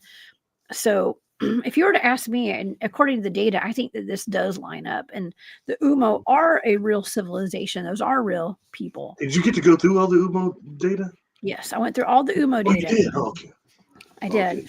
I actually have 2 more targets, and I don't even know what these targets are. You kind of told me tonight, because we did those kind of last minute, but yeah. Okay. I just want me to tell you what they are now. Okay. Yeah, you can. Absolutely. One of them is Exoplanet K2 18b, K2-18b. Okay. And that is an extremely habitable planet that is in the Leo constellation. Excuse me. Okay. And I thought it would be a really interesting one to look at. I just get a lot of energy off that planet, and just check. I thought it'd be cool to check out. And just the curiosity, is there life there? You know what I mean? And the other one was Kepler 22b, and that's in the Cygnus constellation near star Kepler 22. And the reason why I wanted to do that one is because after one of the insectoid videos I had done, or discussions, several people kept telling me there's supposed to be a hostile insectoid species on Kepler 22b. And that's not one of the places I've heard that there were not that I know them all, but the hostile, like tremoloids and stuff like that, were from what was it? Epsilon Eridani, I believe. We've heard about some on Mars. The praying mantis beings, no one really seems to know where they're ultimately come from. Not truly. Oh my gosh, Barry, I've had an experience with those. Mm-hmm. So at least one at my house. Wow, how cool is this? Okay, so I have this pulled up on the screen right now. And it says K2-18b, also known as EPIC 2019 12552 b is an exoplanet orbiting the red dwarf K2-18, located 124 light years away from Earth. The planet is a sub-Neptune about 2.6 times the radius of Earth, with a 33-day orbit within the star's habitable zone. This means it receives about a similar amount of starlight as the Earth receives from the sun. And it was discovered by the Kepler Space Telescope, like you said, and it was observed by the James Webb Space Telescope. Wow. Okay. Very cool. All right. I guess we can quit sharing here. And it's in a different place. Sometimes you hear about exoplanets in constellation of Leo. Maybe there's more felines in Leo than there is in Lyra. No, I'm just kidding. I don't know. Well, you know what? You and I, okay, so you gave me that other target that was like the anomalous species containment facility, and I made contact immediately with a feline extraterrestrial. Remember that? Mm-hmm. Yes. That was wild. That's here on Earth. You know, I was just recently watching one of my favorite episodes of Doctor Who, and it's called Warrior's Gate with Tom Baker, right towards the end of his run. And, you know, they were dealing with a type of feline beings that were time sensitives and can actually manipulate and walk the timelines with no technology. So not just teleporting, they could do that, but they could actually teleport through time and go through the gates of time. It was very interesting. You know what I mean? Just looking at some of that, it makes you just kind of, you know, think about things. But people say they were probably from Lyra. The Thundercats, Thundera was in Lyra. No, it wasn't. That's not in that cartoon anywhere. And nothing, when you look it up online, nowhere does it say that the Thundercats and Thundera was in Lyra. I'm just saying. But it insinuates that potentially. So, you know, and as kids, we just see like cat people. Okay. You know, in the 1980s, I was a dancer. Okay. I did a lot of performing arts and did dance competitions and all that stuff. We used to dance to Cats the musical, Mr. Mistopheles and stuff. You know, you dress up like cats. I mean, those look like Lyrans too. That was a big thing back in the 1990s. I think it was the early 90s. Everybody was like cats. I mean, I could sing you a whole song right now, but I'm not going to. Don't worry, y'all. Don't worry, I won't. But yeah. But yeah, I used to see in junior high and high school, we were singing Cats the musical. Okay, so 1990s, y'all. You know, it makes you wonder because knowing what you know, that actually, if you pass away in your house, your cat will eat your face and part of your head. That's just what they do. So it's fact. Check out what the coroner people are saying and the paramedics. They talk about it all the time. They say your cats actually eat your face. Doesn't matter. And somebody said, my cat loves me, will never do that. If you die in front of it, it will do that. It will eat your face. Will eat you. We talked about things that will eat your face yesterday. No matter how much you fed them, they're going to get you. Isn't that a good scientific fact to know? Your cat, listen, I believe it. Cats will eat you. Why wouldn't they? Okay, why wouldn't they? Dogs don't do that. Dogs do not eat their owner's face or their body unless they're completely starved. You know, and that point comes when the person dies in there. But cats different. They immediately tear your face off as soon as you go. Oh my God. Jay Trusiger wants to know, so the Umar are real? Or the Ummo, not Umar. I don't know where he came from. The Ummo are real. What do you think, Barry? Just sum it up. Yes? You saw the data. The data, yes, you got a lot of things that confirms their existence when it's not like the Magapari that I gave you before. Yeah. I had no supporting evidence whatsoever in that was even existing for real. You know what I mean? So there's something there. You have some type of civilization that exists, and a lot of things about also they were conforming or communicating through those papers is in your data there. That whole elite thing, they talked about that a lot in there. Because, you know, that I found honestly a little more boring than looking through the scientific stuff and the quantum physics type of stuff. That interests me much more. And to the stuff about space and, you know, because here, this is a very, like I said before, a very hellish place. And we've got these demons that are in control. This place feeds the negative self like no other, to the point you create trauma and all the try to get trauma and get negative identities. It's just endless here. So, you know. Anyway, we'll go over the data about one of these. The one that was Prophet Pre already knows. He says they go for the eyes first. I love my audience. oh yeah, I the love softest. you guys. Of Oh, course, that we got makes a little sense. The tidbit. softest part. Oh, I never thought about that. I never thought about Oh what they my might eat gosh. first. That makes sense. Oh Yeah, man, thank you. that Thanks, was Prophet, that was for a that downer. tidbit. Oh man, completely disrupted what I was trying. What was I looking up now? Thinking about The cats next eating target. people's eyeballs, man. That's rough. So it makes you a little scary though. So can you imagine what would happen if you died in front of these large extraterrestrial cats? What would they do? They just eat you up. You'd be a buffet. You would end up being a buffet. I better Yes, quit. People get mad. I probably. better quit, man. I hate that. That's terrible. That's funny. Hey, the one that had 9309 in it, that was K218B. Do we want to go through that one first? Okay. Yes. The target, okay, for the people on Patreon too, like the target that we're about to go over right now is the Kepler 22b. That is 93097297. That was all I was giving y'all. So like I'm given a set of coordinates. Those were my coordinates, and that's all I got. And I got all. I'll go over the data with you guys tonight for what I got. Now Kepler 22b.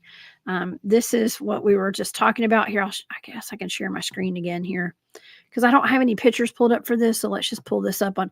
We're going to show the Wikipedia page, even though Wikipedia, take it or leave it. Okay. Right? I'm just saying this is no, sorry, I'm looking at chat. Right Somebody now. was saying that what if the cat woman would do that? That's kind of funny. Oh my gosh. Wait, Barry, is this right? Because he said K218b. Is that the right one? Yeah, that's correct. Yes. Okay. Just making sure. Okay, so here, let's just pull this picture up right here.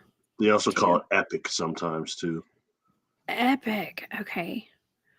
How cool. Let's see if there's any other pictures here. We'll just go back to that right there. Okay, so you guys can see it right here. Okay, so part of my sensory data here. It says, so my sensory data was plain, further, far, impossible, regret, traded, switched, and teleported.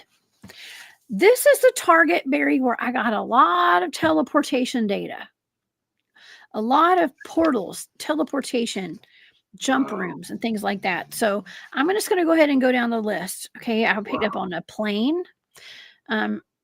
Because I'd written down in my sensory data plane, PLAIN, but I was seeing in my mind's eye, I was seeing plane, like another plane, like a plane of existence.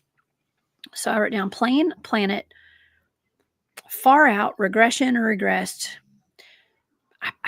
I started picking up on picked out and traded, teleportation, wormholes, jump rooms, stargates, portals, traversed, multidimensional, access, fast track, and a fever pitch. And I actually drew, okay, let me go ahead and take this down so I can see what I'm doing here.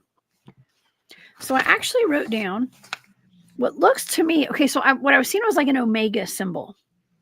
Okay, so I wrote an omega symbol, but then I started seeing like a stargate. So like then I started sketching a stargate kind of a thing here. Okay, so that's what I wrote for my sketch.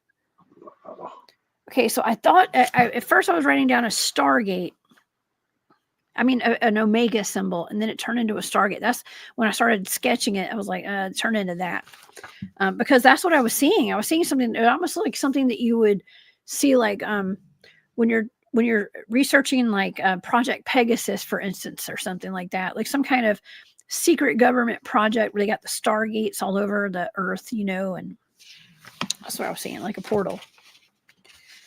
And so I actually wrote down pathway, and then I was picking up on like accessory data was like premium and the best, and I wrote down premium knowledge, and I started seeing a triangle, and my dimensional data was like triangular, so something that was triangular, and I was picking up on something that was like intermingling with like protons, neutrons, and electrons. Okay, warp speed. I actually wrote down warp speed.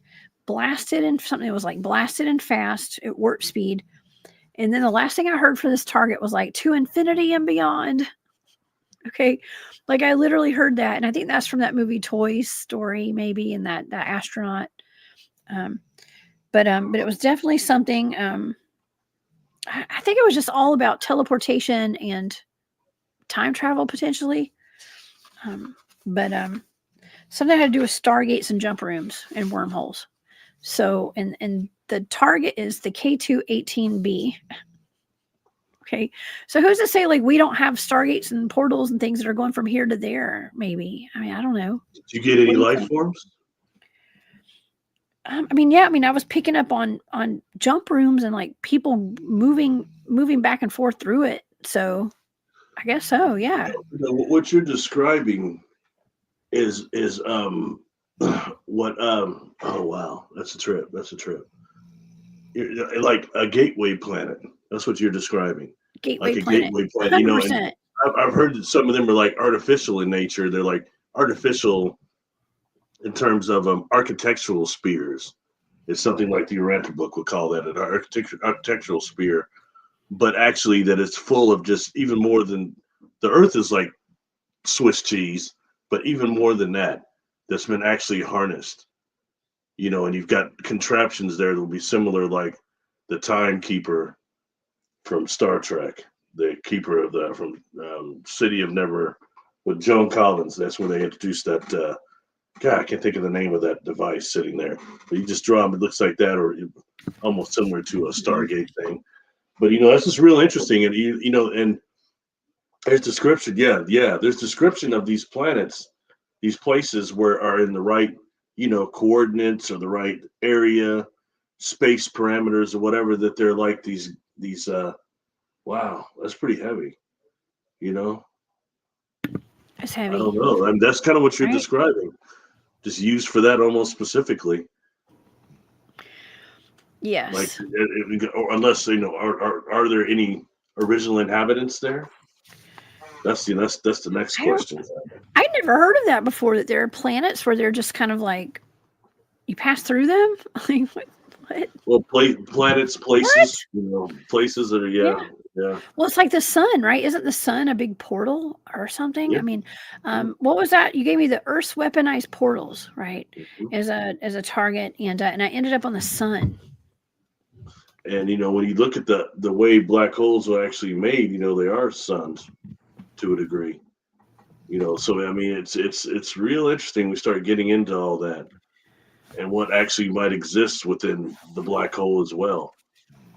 You know, you have civilizations that just go through these densities and go into other places. You know, the Maya did that here. They disappeared. If I'm not mistaken. Was that, yeah. Did they? We have Yeah, Mayan ruins here in Georgia. they're trying to see where do they go. You know, they disappeared. These are Mayans. Yeah, disappeared. It's, you know, and you have like Toltecs, like Castanedim said that they dream themselves out of this reality. And that's how we go to another reality. We dream it ourselves into, and they pull their physical bodies into that. So typically, the way Sasquatch disappears and unmanifests, these beings did the same thing through dream techniques. Whole civilization did and made a dream jump in that way. That's what Castanedim said. So food for thought again. I don't know. Daryl is asking, is the moon a Stargate planet? I don't know, but I've heard everybody says it's more of a recorder. That it's like, and you know, like everybody, like all those people had said, and John Vavinka, when he well, sorry, I guess I shouldn't talk about it, but he said he remote viewed it, and when he got in trouble for it, but he said that the core there were all these tunnels that went down into it that were leading to like a central processor, and what that thing does is actually records us and records every single thing, everything on Earth, period, as well as helps with the tide and all that. But it's a recording device that was brought here, you know, from somewhere else. And there used to be more than one here, one moon here. I have past life memories. I remember seeing more than one moon here also. So I think that's a real deal. I mean, it's a real deal. But anyway, so in that way, it sounds to be more of a recording deal. What was odd about when John Vavinko had told me that, he was conforming because we had just been talking and hanging with the whistleblower Corey Good. Like I can believe everything he says. I know people get mad when he's mentioned, but he was talking about the moon and he was saying that that's what it was. And then later on, John was saying, man, that's what we remote view. That's exactly what we saw it was. So it's food for thought. And then he told me how he got in trouble and got a knock on his door. Don't do it again. That sounds familiar. I'm just saying, I get really sweaty when we start talking about the moon. If you hadn't noticed, my heartbeat goes up a little bit. Yes, I had a proverbial knock at my door too, actually. Now, one thing I will say in response to that last question, I'm sorry, I forgot who it was. One way that I've heard of it being a portal is, the gurus, like I think it was Bhagwan Sri Rajneesh in his book, The Book of Secrets, I think is where I first read it. Maybe volume 2, Book of Secrets. And by the way, it's amazing to me now that Bhagwan Sri Rajneesh suddenly turned into Osho the mystic 50 years after he's dead. Osho! I know who that is. Okay. That's really Bhagwan Sri Rajneesh. You compare pictures of those guys. Bhagwan was trying to poison he was poisoning a water city supply. Anyway, but Bhagwan has some good books, but he was one that was saying that during when we incarnate here, we incarnate through the dark side of the moon, like this thing that they're kind of calling the soul catcher. And then he was also saying that when we dream, we go back to the moon, and that's part of what as makes our hard to remember our soul life memories. I think it was Bhagwan that said that. There's a couple of them were saying that, and I always kind of correlated that with Richard Hoagland's work on what he called the shard on the dark side of the far side of the moon, the shard and the castle and these things that seem to be crystalline ruins back there. I kind of thought the shard is like so many miles off the surface. I kind of thought that might be what this soul catcher was, Whoa. Interesting stuff, man. And dealing with that, during my experiences, I was told about the net that goes. Saturn's a major part. That's why it looks like an antenna. And then it goes to the sacred site, like ancient places on several planets, including Mars, here on Earth. And it's this thing we go through, this scalar type of a field we go through. And, our solar energy field has got an orgone type of component to it. And electricity, sometimes the electric universe, it doesn't go with orgone, okay? And something, this field's supposed to shock our soul energy, okay? And it aids in our past and our life memory, losing our soul life memories, which happens anyway when we go back to the repository of God and before we reincarnate. But this makes it even worse. And I always want to say that couldn't possibly be real. And then when you're doing that one target again on those planetoid bases, you're seeing the field of energy around that they warned me about. Then now that goes all the way into this SSP type of thing and these neurogenic weapons that they're using here on Earth. That's part of that.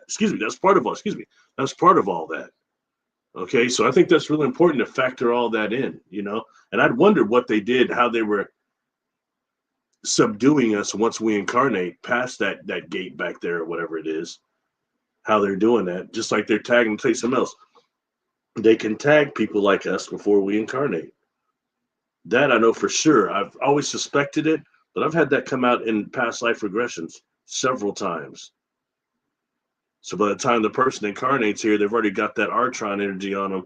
The big brother, whoever knows, they're already doing directed sound weapons at this person before they're even incarnated. Almost, they're still in the womb. That's horrible. Targeted individuals. Yes. Well, it's actually really cool too, because I think that there's some that God has hidden. Let's just say, and so maybe they fly under the radar for a long time until they pop up out of nowhere. Just saying. So thank goodness. Okay, for those people.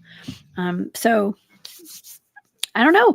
Do you want to get to the next target too? Yeah. Let's go to the next one. Yeah. We have 4 targets tonight, y'all. This is a double header, I guess you can call it. Right. I don't know, a quadruple header tonight.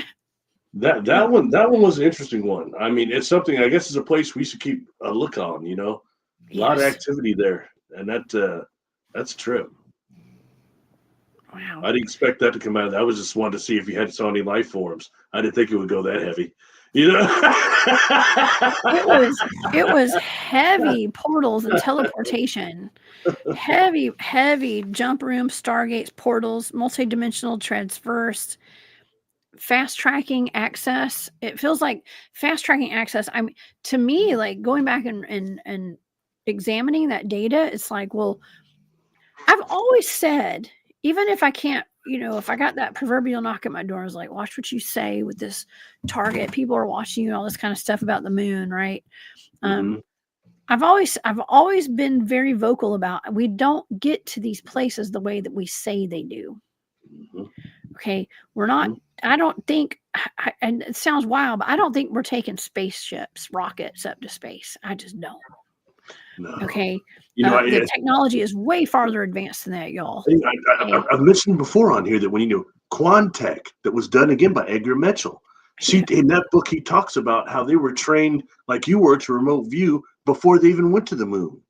They were doing that on the moon and going there and all that stuff. And we don't hear about any of that. You know what I mean? That's in his book, Quantrek, I believe, Quantrek.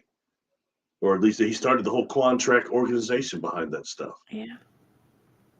And how That's consciousness and interesting. space are connected and all that, Yeah. Man, that's really interesting. I just all this data here with the jump gates and the stargates and the portals and the wormholes and whatever else was in there, it just is not surprising to me because the way people are getting to all these destinations is not through rocket ships. I just don't think, and that doesn't mean the Earth's flat. Okay, in my opinion. I mean, maybe there is a firmament and all that kind of stuff. I don't know. I just think that we just have way farther advanced technology than what we're told. Way farther advanced and according to some of those whistleblowers that we talked about yesterday on the show, Barry, you and I, we're over 1,000 years behind what they've got for what they're telling the public. There was a patent that was made by Otis Carr and Ralph Ring, and it no longer seems to exist. And it was called the inflationary space vehicle. And it was something that was dealing with something similar to what they talk about, Montauk, Philadelphia experiment, all that. It was a craft like that. And they had it on there, and Ralph Ring had talked about how they used it. Somebody used it, and they got like lost in this field, and they lost time and all the stuff that was happening with this machine. They said they would never use it again. And now you can't find, when you look up them, you can find out something they called it's like the OTC 11.5 or something. That is not the thing they had the patent on. And I cannot find that patent anymore. It's very amazing how that happens, isn't it? But that type of technology was designed to use actually bilocating, okay, which is the same thing I've talked about with the quantum hologram and how you have these ships that are suddenly you have one there and then you've got two, then you've got one, and that one's gone because they're doing a frequency jump when they go through that Mako, that vortex. It actually creates that quantum hologram. That's why you see two of them for a second. Then the other one's gone, then that one dissipates. The vibration here is not right. You know what I mean? So that's something that kind of can be seen with the technology they were using there. I think that's really, really, really important to keep that kind of in mind. Yeah, man, I learned something every show from you, Barry. I'm learning tonight. Oh, thanks. For sure. I know that the space thing isn't everybody's deal, but it's just affected my life so much I can't help it. You know what I mean? Well, I think it has. Well, listen, what's in the forefront in pop culture right now, and even in the media? It's like drones and plasmoids. All sorts of space stuff is going on right now. Things that are in our atmosphere and our universe, UFO disclosure right now, and this is a part of it. This is a big chunk of disclosure right here. Just these remote viewing targets. These are blind targets. I'm picking up on humans living on other planets. This is big, Barry. This is real big. And it makes you how far it goes. Because regardless, like per se, like say some of the SSP people, and I'm saying it's all. I'm not trying to explain their experience, all that, but some of them, even them, if they're exposed to this world simulation type of technology, okay, still it's based on something.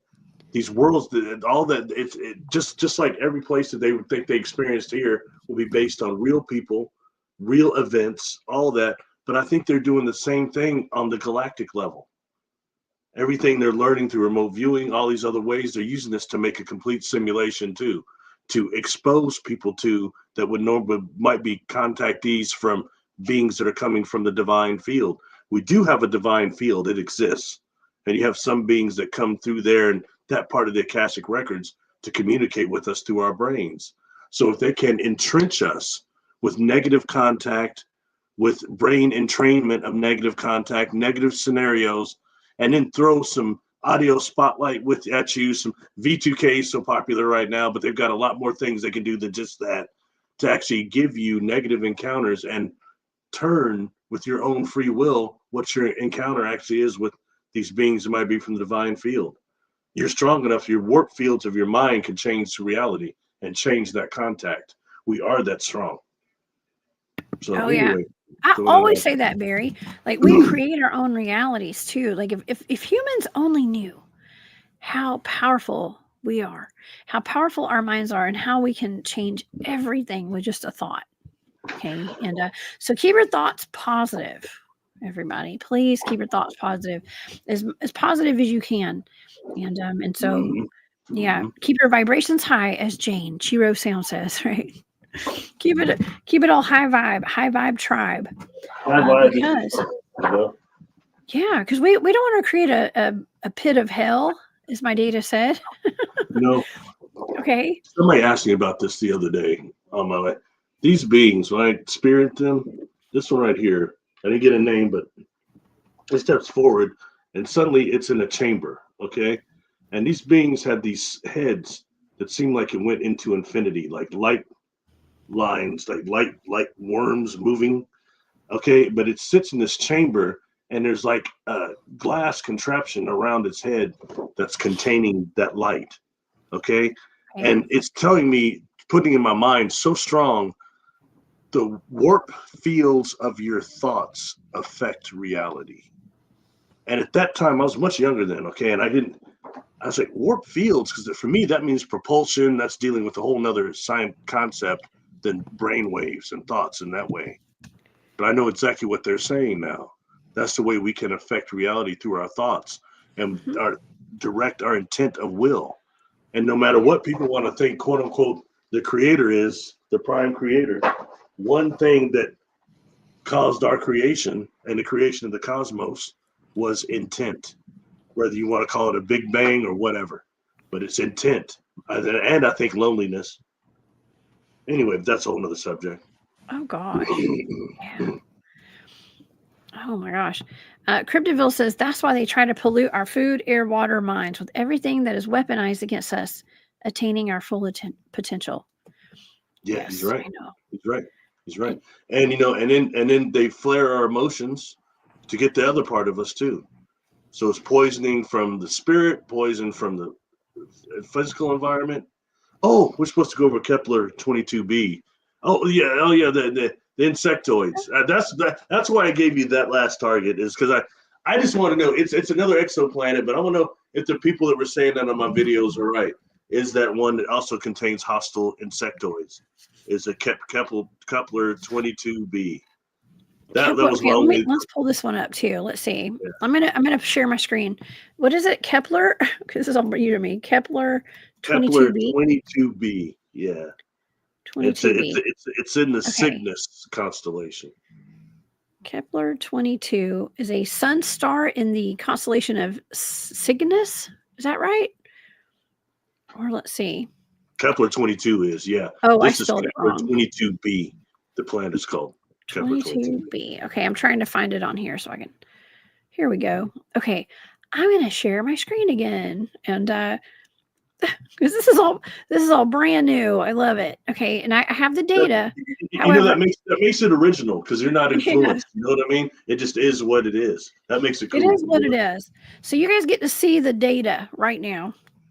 Okay, so Kepler 22b says Kepler 22b, also known by its Kepler Object of Interest designation, KOI-08 087.01 is an exoplanet orbiting within the habitable zone of the sun-like star Kepler 22. It's located about 640 light years from Earth. That's really far away. Okay. In the constellation of Cygnus or Cygnus.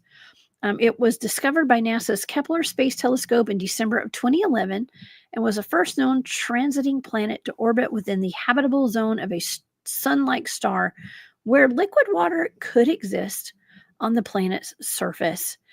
It is too dim to be seen with the naked eye. Its radius is roughly twice that of Earth, and its mass and surface composition are unknown.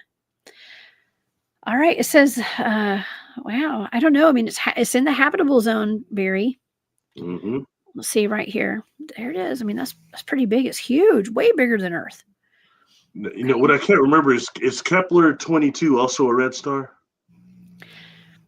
Let's go back. I don't know. We'll find out.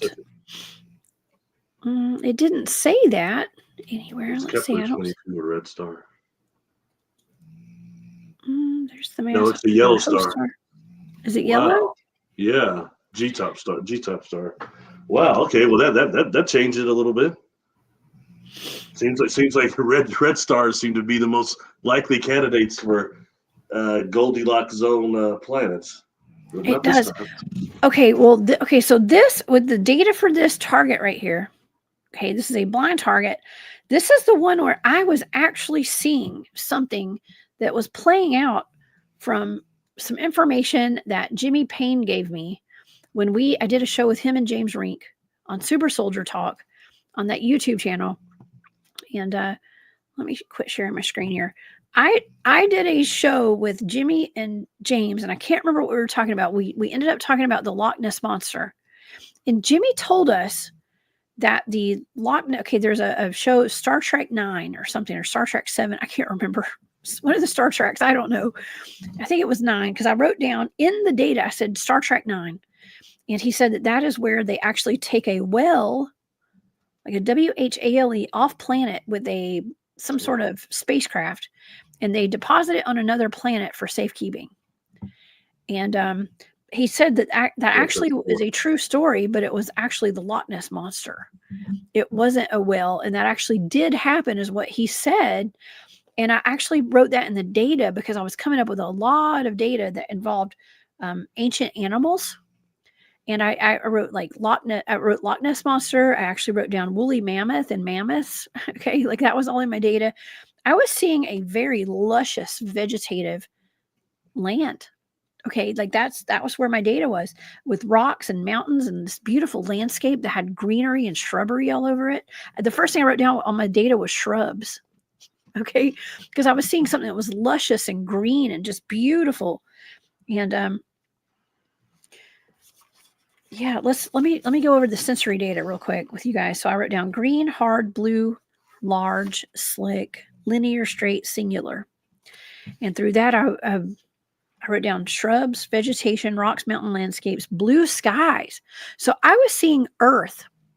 Okay, what I thought was Earth, but it had all these exotic old animals on it, like woolly mammoths, the Loch Ness Monster. And when I saw that, I wrote down Star Trek 9, because what I was seeing was I was getting the vibe for this target that I was at the planet, another planet that Jimmy Payne had talked about, where they had transported extinct animals over to here for safekeeping. And that is exactly what I was feeling like. That was what I was picking up on for this target, Barry. How wild is that? Right? The super, super duper wild. So I wrote down parallel reality was part of my data, limited time, and time lapse. A lot of time data I was getting on this one. And what I was seeing, I told you, was I was seeing like medieval times. I was seeing something like castles. Okay. I was seeing like castles and something like where princes and princesses would live, kings and queens, right? Something absolutely beautiful. I was seeing even a landscape that might have had a castle on it. But there was like Loch Ness monsters and these animals that are extinct here on our planet, but they were there on that wherever I was when I was remote viewing this. I actually wrote down time lapse, knowledge, reserve. I was picking up like a reserve, like maybe a nature reserve or some kind of a reserve. And retained, hidden back, held back, open, reserved. That was some of my data. But then I started picking up on like history. Okay, so I got a lot of history data towards the end. I wrote down history actually, but I was picking up on books, documents, libraries, a book haven, and a records hall.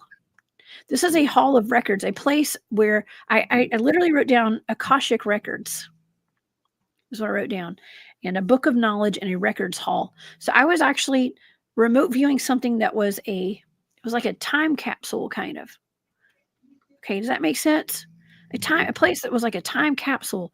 It was somewhere where everything it was like an interdimensional place for me. It was just like another land where they had everything from the past there all at once.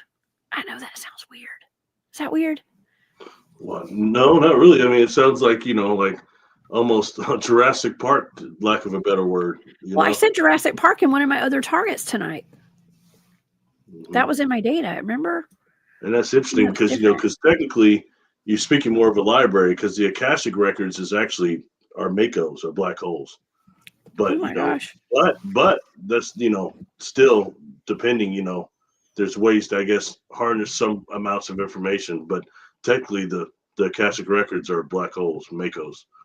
So that's interesting, but are you looking at somewhere that's like a massive library, of actually, what would you call that? Like a menagerie like of an exotic animals. Menagerie type of Yeah. Animals. Yeah. Wow. All ones that would be extinct to other places. That's very interesting. So tell me, how about prime intelligence? What you pick up there, or did you? I mean, I was picking up on what I told you. I felt like, there's definitely, to me, it felt like there were humans there. Okay. And it was almost like kings and queens type of a thing, like all these ancient animals living amongst humans. I told you, I felt like there was like a castle. Okay. And like castles and things like that. Actually, for my data here, let me quit sharing my screen and I will show the audience a picture of my sketch. And what I drew, I know that looks kind of wonky, right? But to me, it was like almost like a castle, like a structure that was built kind of in a castle formation that I kept seeing that had different levels to it and stuff. And that's what I was seeing. I just kept thinking, and I told you, I was like, I feel like I was in like a medieval time scenario. It was like castles. It was like extravagant living. It was beautiful and luscious and abundant.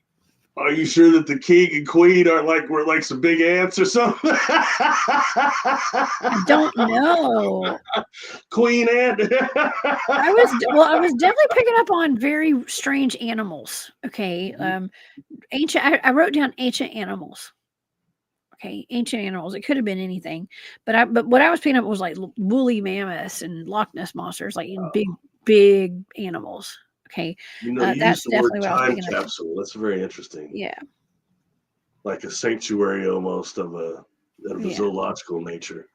I mean, that's fascinating because that's not what people said that there were all these that people on my channel said there were these hostile insectoid species there, like several type of them, and like that was the primary thing is what I got.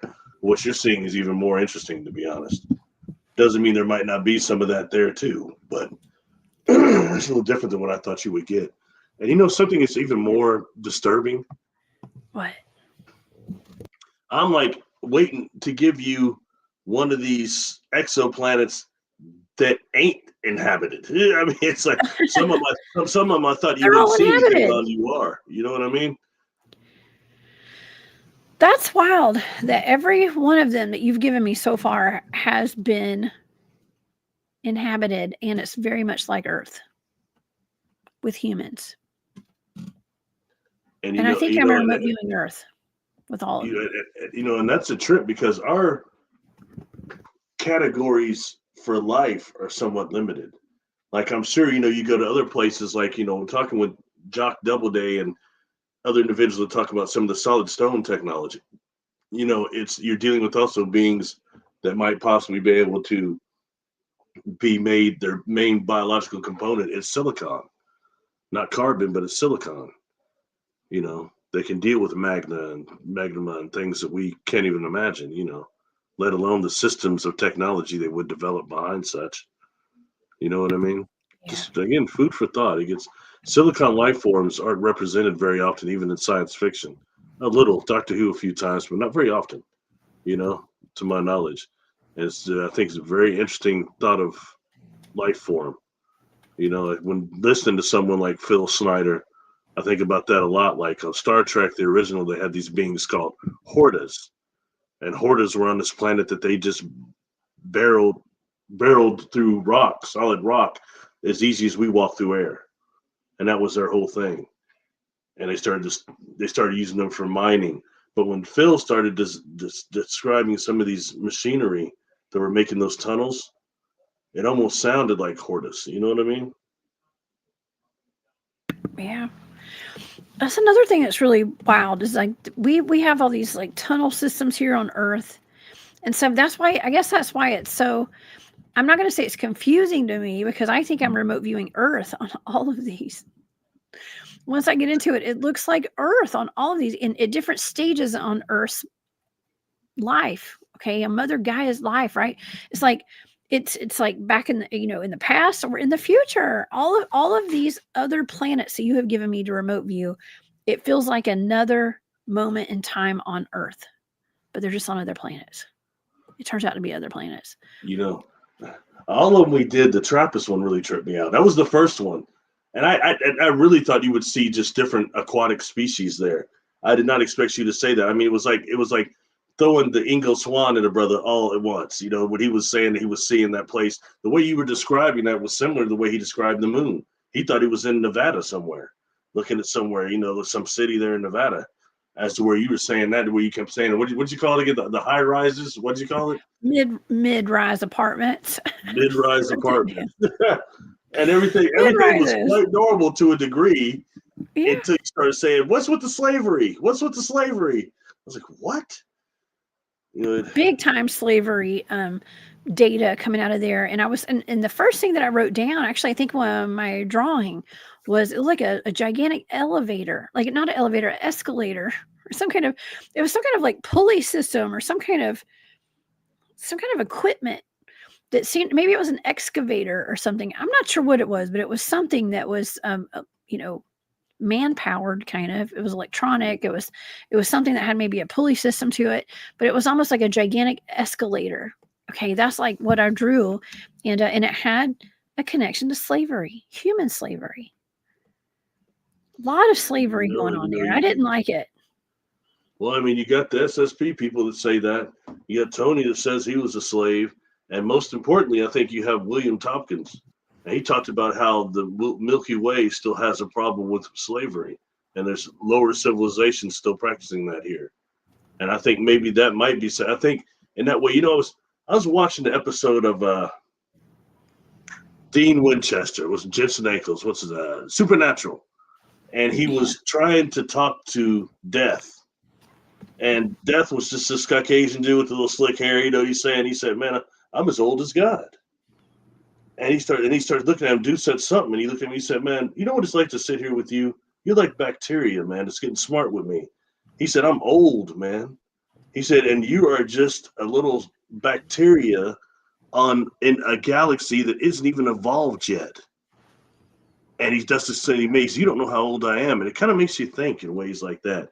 We think about really omnipotent and omnipresent. Be a whole other thing going on, when you're dealing with the cosmos and galactic structure, or galactic organization and structure.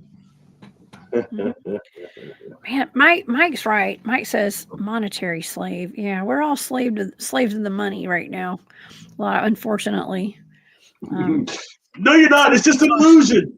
Money's not real. It's a hologram. That's what everybody says, right? But you gotta say, money's evil, right? But it sure helps. You can buy yourself a boat and go on a vacation every now and then, right? So people say that to me. Just got mad at me. I said, we started outside talking. I said, man, I'll tell you what. I want you to run as hard as you can and just go right through that tree, like that dude from dude from Matrix. If everything's a hologram, you should not really slam into that thing. It shouldn't even hurt. You should go right through it with Well, your there's great there's a powers. patent for that though. Okay, Barry, there's actually a patent for that. It's like I think it was like I don't know if they were working on that with like Project Stargate or something. With the that movie The Men That Stare at Goats. That group they were learning how to run through walls and stuff. I mean that's a thing. So you can do it. And good night, Renee. I see you in here. Thank you for being here. That would be phase technology. Not just cloaking, but phase technology. You'd have to phase to be able to do something like that. You had to change your molecular makeup to do something like that, I think, right? Well, there's a Star Trek about that. Next Generation. Oh, Geordi the Ford. He still got his woman's headband on, whatever. But him and Ro are running through. They get phased in an explosion, and they're like running through walls and stuff. And the only thing that's kind of not very realistic about it is how come their shoes they would go right through the ship. You know what I mean? They wouldn't just be able to sell. Everything is, you could go through everything, but your feet stay solid on the ground. That wouldn't work. Well, think about the Philadelphia experiment when that ship, they said that when it was teleporting and it didn't, whatever happened, I guess like some of the guys, like in the process of it teleporting, some of the guys like didn't stay in place and maybe they panicked or something and like their bodies got melded into the ship and stuff. I mean, how do you explain that? You know what I mean? Mm-hmm. Yeah. I mean, unstable time technology or phasing technology, just like you can when Anderson, I did a deal on time reactors, a couple of videos on them. But when you really look at that, okay, the time bubble that they're making with the generator, even by shooting the lasers into it, like this real time generator that was trying to be patented by Anderson was actually had a magnetic generator at the bottom, okay, and they're creating actually a bubble with that, and then they're injecting some type of a gaseous agent into the bubble. Then they have an antenna of lasers that fire down onto the bubble to both retard and accelerate the time field. Okay, but the problem is you having a time field, that bubble is going to be running adjacent to our timeline. It's not the same one, but you can't bust in or out of that without some type of time interface technology. That's some things I don't hear people talking about when these jump rooms and other things. It's food for thought again, you know what I mean? But I think that when dealing with jump rooms, especially, I think particle synthesis would make that impossible to even know you're in one. Particle synthesis, everything would be just as real as it is here. Much more than just a Star Trek holodeck, Yeah, it's like, what is real anymore, Barry? It's reality. I mean, we all I always say we live in our own realities. We create our own realities and stuff. And I don't know. You've got not just that. You've also got, and I've talked about, no one likes to talk about the melanin dominant extraterrestrials, black extraterrestrials. Again, other people always get upset with me. That has no place in ufology. What? You can't skewed as this stuff is. I'm glad to see the community starting to change. Anything's possible, man. That last one though. But there's a race that are now people are calling them the Zulus. But they're star brothers that actually that race has the ability to teleport by just using the natural makos, the black holes of their body. And in that way, they've never been unconquerable by technology.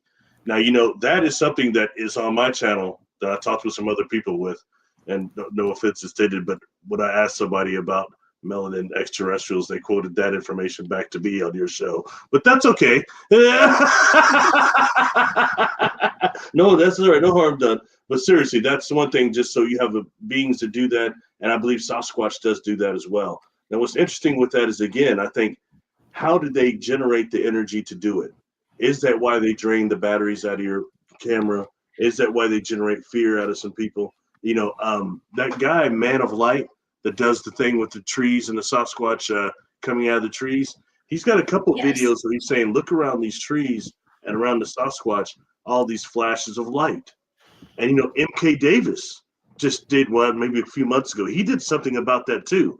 Maybe it was the Jessica, what's the really, really huge Sasquatch that's walking by the creek? And the guy's going, "Whoa, there he goes." What's that one called? Oh, I don't know. I don't know. I didn't know there's a name to it. Somebody in the chat knows. There was a gigantic one that was filmed in Habersham County up in Georgia that was walking by somebody's camper in their yard. And it's the same county where we're going to have the Georgia Bigfoot Conference in March, where I'm the keynote speaker. So y'all come see me. All right, that's cool. Congratulations on that, by the way. Thank you. Thank you. It's going to be fun. I got a bunch of my teammates coming up there that are going to be speaking too. Well, I've got 2 teammates. That's not a bunch. Where's Brown Dwarf, man? He would know immediately who I'm talking about. I keep on saying the Paul Sutter information or a video. It's Paul something, isn't it? Anyway, but you know, I don't know. Hey, if you're still in here, Bigfoot Dwarf, let us know, buddy. No, not the Patterson Gremlin. I mean, this is just the guy was out there all the time taking film, and he's dead. And his son is still talking about the film now and kind of taking it forward. But here's the thing: when they start actually looking at that, there's a sign where there's flashes of light all around that huge Sasquatch. Several times there's like flashes of light in the film that are near this thing, and you would just think it's just something wrong with the film. But M.K. Davis and other people pointed out: is this thing using that light? Is that how it manifested, or is that part of the process? And the guy, Man of Light, was saying that's part of how they get energy from the trees as well.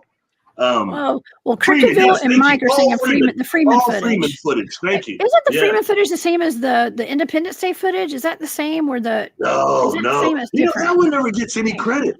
Even Baker did a good deal on that with the mouth, and no one talks about that one. No one talks about. Look, I have reason to think that this is going to sound crazy, but I can only say this on your show.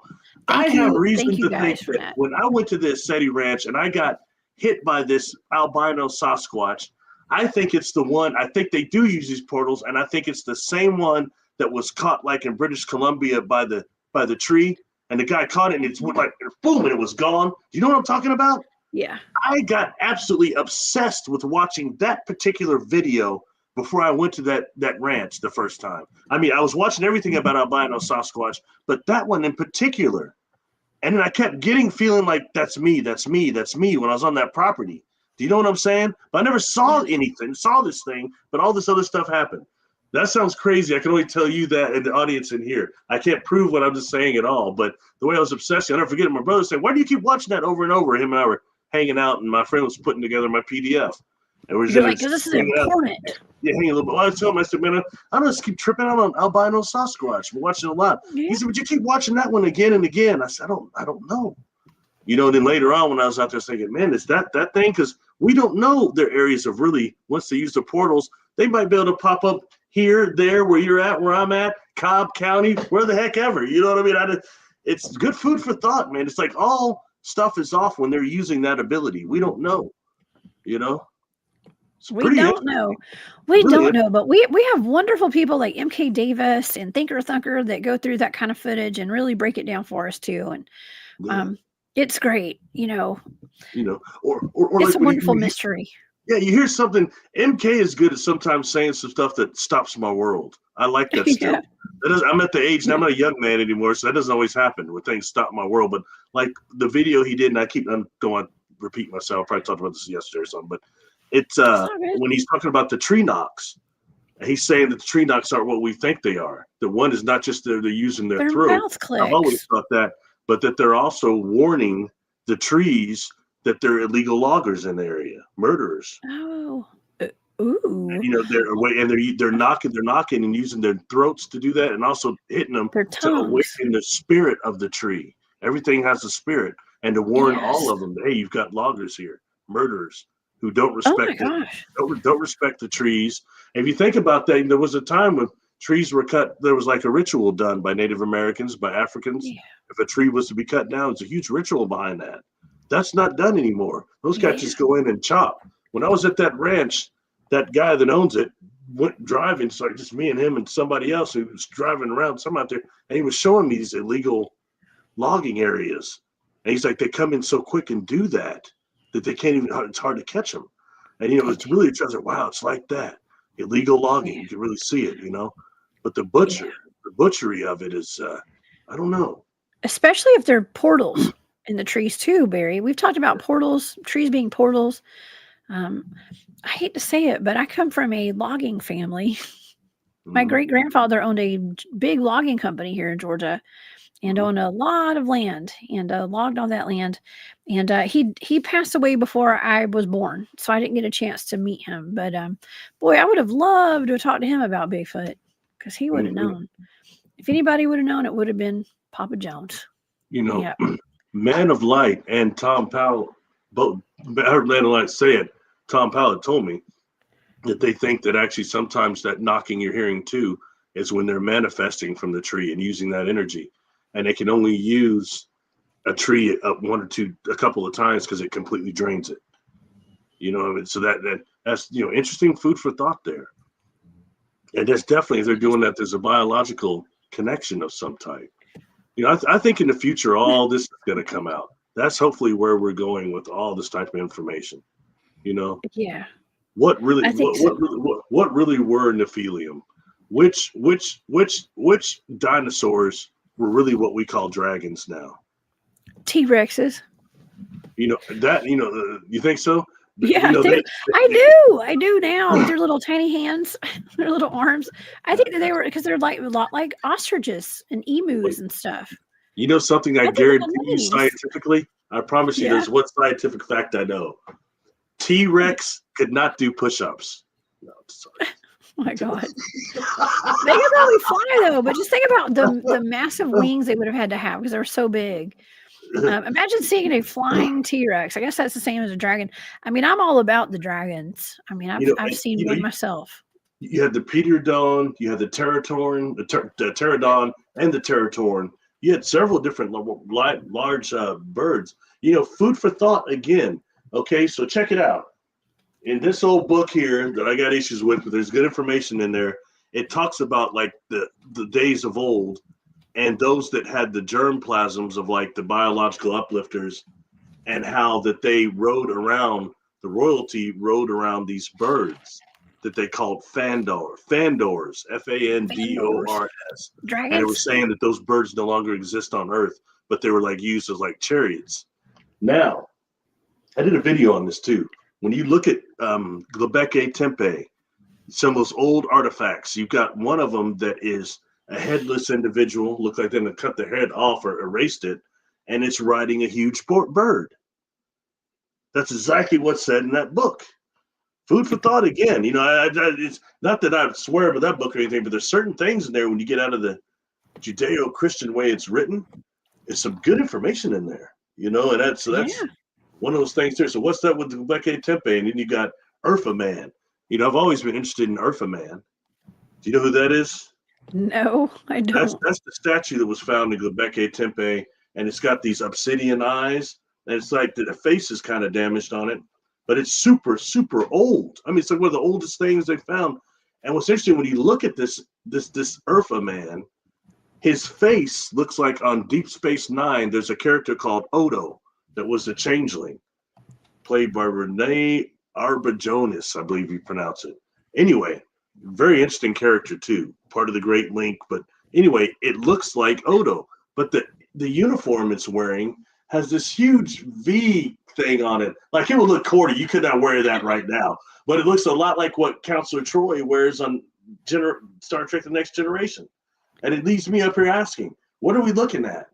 A shape-shifting counselor that was from another civilization in the old days? What are we looking at there?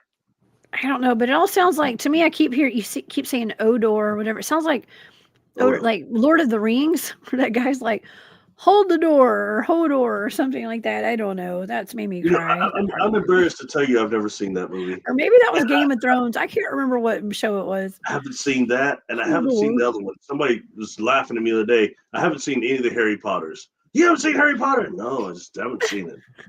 Hey, Marty. That might be cool to explore, though.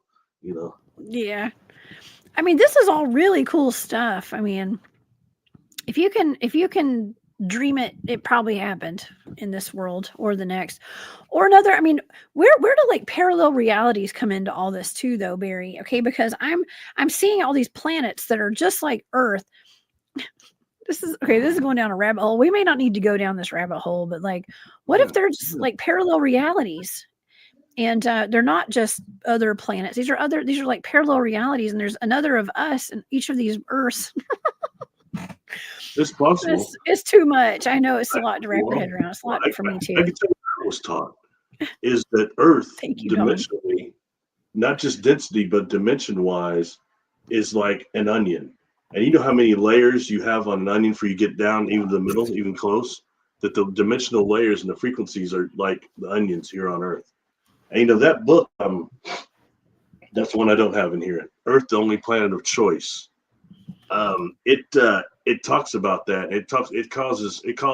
It calls some of dimensions civilizations with an S. And they talk about one of them they call Huva, and they've got these different names for them, and they're all supposed to be right here with us on Earth, just different frequencies, you know?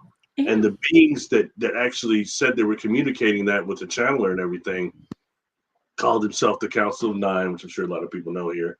And Gene Roddenberry is one of the people in there asking questions before the original Star Trek. Okay, some of his information comes from there. It's one of the many places. But also, they said that they came from the zone of cold.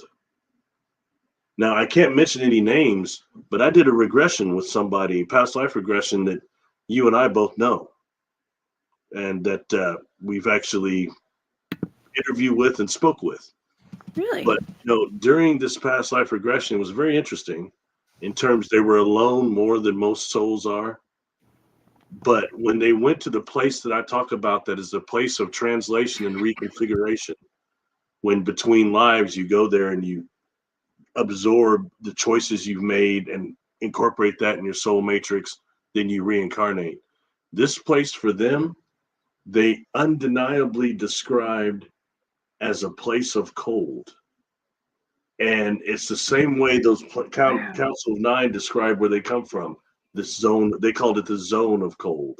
But this individual was describing that so accurately. And I promise you, they never read that book, because once I immersed in my ass, they never read that book. Really? So it's when things like that are, coincidences you can't just make up. That's right. Wow, that's why I actually have the Urantia book down here somewhere. You know what? I found it when I was moving. I found it. I couldn't find that book anywhere. Mm-hmm. You're gonna love this. I actually found it when I was taking my bed apart. I had been holding up one of the sides. I lifted up my bed with one of those books. Oh, you used to be able to hold it up. I was actually holding up my bed on one side when I found it. I was like, "Oh, here's that book. I've been looking everywhere for this thing." Because it's so big, it's so thick. I know it's terrible, but I've got it out now. The thing is this: the terms that they use are rather odd. Like the word Uranta itself means Earth, so it's the Earth book. But there's something. Anybody that has one of these in your audience, I would advise you. I've done some videos over this too. It's on my channel under the book reviews. But one of them is about what they call in here the midwayers. And they've got two types of midwayer beings, primary midwayers and secondary midwayers, and how they came to be in existence. When you start dealing with some of these different beings that came here that did not have bodies, okay, and you have other beings here that were Uranta, Earth residents already, they didn't have bodies. What happens when they start reproducing? You get these other offspawn. And when you start looking at secondary midwayers, they sound an awful lot like Jinn. Oh, my. And it talks about how they're partially corporeal, and they can be corporeal before us, and some of them are tricksters. It's just very interesting. Things like that I find interesting, dealing with non-corporeal creatures, both Earth and non-places. I had to accept that some of the beings I dealt with, when they're talking about a Bell 2256 in areas that far out, they're thought forms. And when some get here, by the time they get to the density of this part of the universe, they start taking on bodies just like their thought forms do, becoming corporeal to a degree. By thought forms. So they're manifested. Yes, start manifesting. The closer they get to density of here. Mm-hmm. But before that, they're just pure thought forms. Okay, so we can pull them down into our consciousness, then into reality. Imagine. Mm, I don't know. In the case there, like these beings, like the case there, I could accept it. When I was dealing with Rudy Shields, I told him, I said, this is, what, almost couple billion light years out. A Bell 2256, I think it's 4 billion light years out. And, this being told me, you won't understand. So go that far out and then go beyond the space time continuum. And Rudy told me, like, he's much more knowledgeable than I, he's an astrophysicist. He says, Barry, they're telling you they weren't using these words, but that's a different universe. They weren't saying that, but that's what it is. We start looking at the gravitational lensing and all that. It's another universe. They just weren't telling you that. Maybe you weren't prepared to hear that yet. So I tried to argue him when he said some of these universes were going to, these ships are going to different universe. I said, no, it's a different galaxy. And he threw out some equations, Jessica, and I wasn't good enough. I was like, yeah. He goes, what you're saying equation wise doesn't hold up. That's another universe. I had to accept it. You know what I mean? Yeah. Wow. Well, we've explored plenty of new planets here tonight, and it's a whole new universe for me. Okay, this is just all fantastic, and the fact that the data aligns with the targets, it's amazing. It feels good, especially after that last one that I did the other day that had nothing to do with that target, and so redemption. Well, it just wasn't. Hold on, let's see what that is again. We didn't know if it was again? real. It was that like big Sasquatch monkey thing. Yeah, it's called the Mapinguari, Mapinguari. Supposed to be a giant sloth that sometimes is described as even having a mouth and a stomach or something, like a mouth in its stomach. Is that what you gave me? Like or marsupial or something similar. I've seen some weird illustrations of it. Belly button. Supposedly, all these people seen it in the Brazilian rainforest. Supposedly, but yeah. I didn't know, and I wondered if it was real, and I'll tell you why I wondered. I know we're running out of time, but real quick, if I wondered that was real, because the whole giant sloth thing, when they first tried to discredit Melba Ketchum, they were saying that one of those DNAs was supposed to be from sloth DNA, and people were saying they thought that Sasquatch was a giant sloth. And that's I think that was just trying to discredit her. But I just wanted to see if there was any type of connections, and did the giant sloths really exist or whatever. They're interesting creatures, Right? Gosh, it's and it's wild. I keep thinking of Arkeem was in the chat when we first started the show tonight. He was like, there's nothing new under the sun, and I'm not saying the Mapinguari or whatever those are. I don't know if those are real or not. Okay, so this is just remote viewing data, so I can't say 100% sure those are not real. But the data did not align with any kind of Mapinguari or whatever they're called. If it was an experiment or anything, you'd have got something. You didn't get nothing up like that.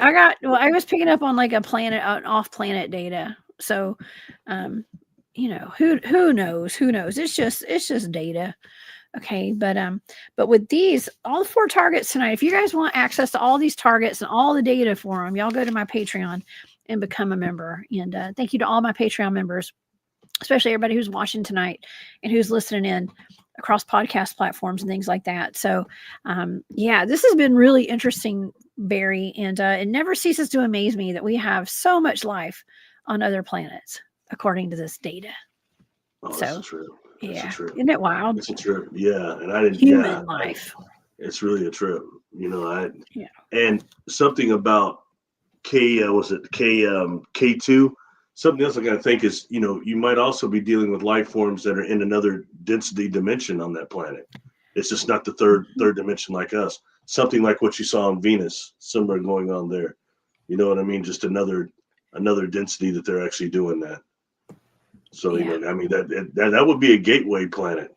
These areas, these spaces, these places of space that are just full of wormholes and portals, and everyone can use, and civilizations go there to go back in time, to go forward in time, to use superluminal transport, superluminal communications.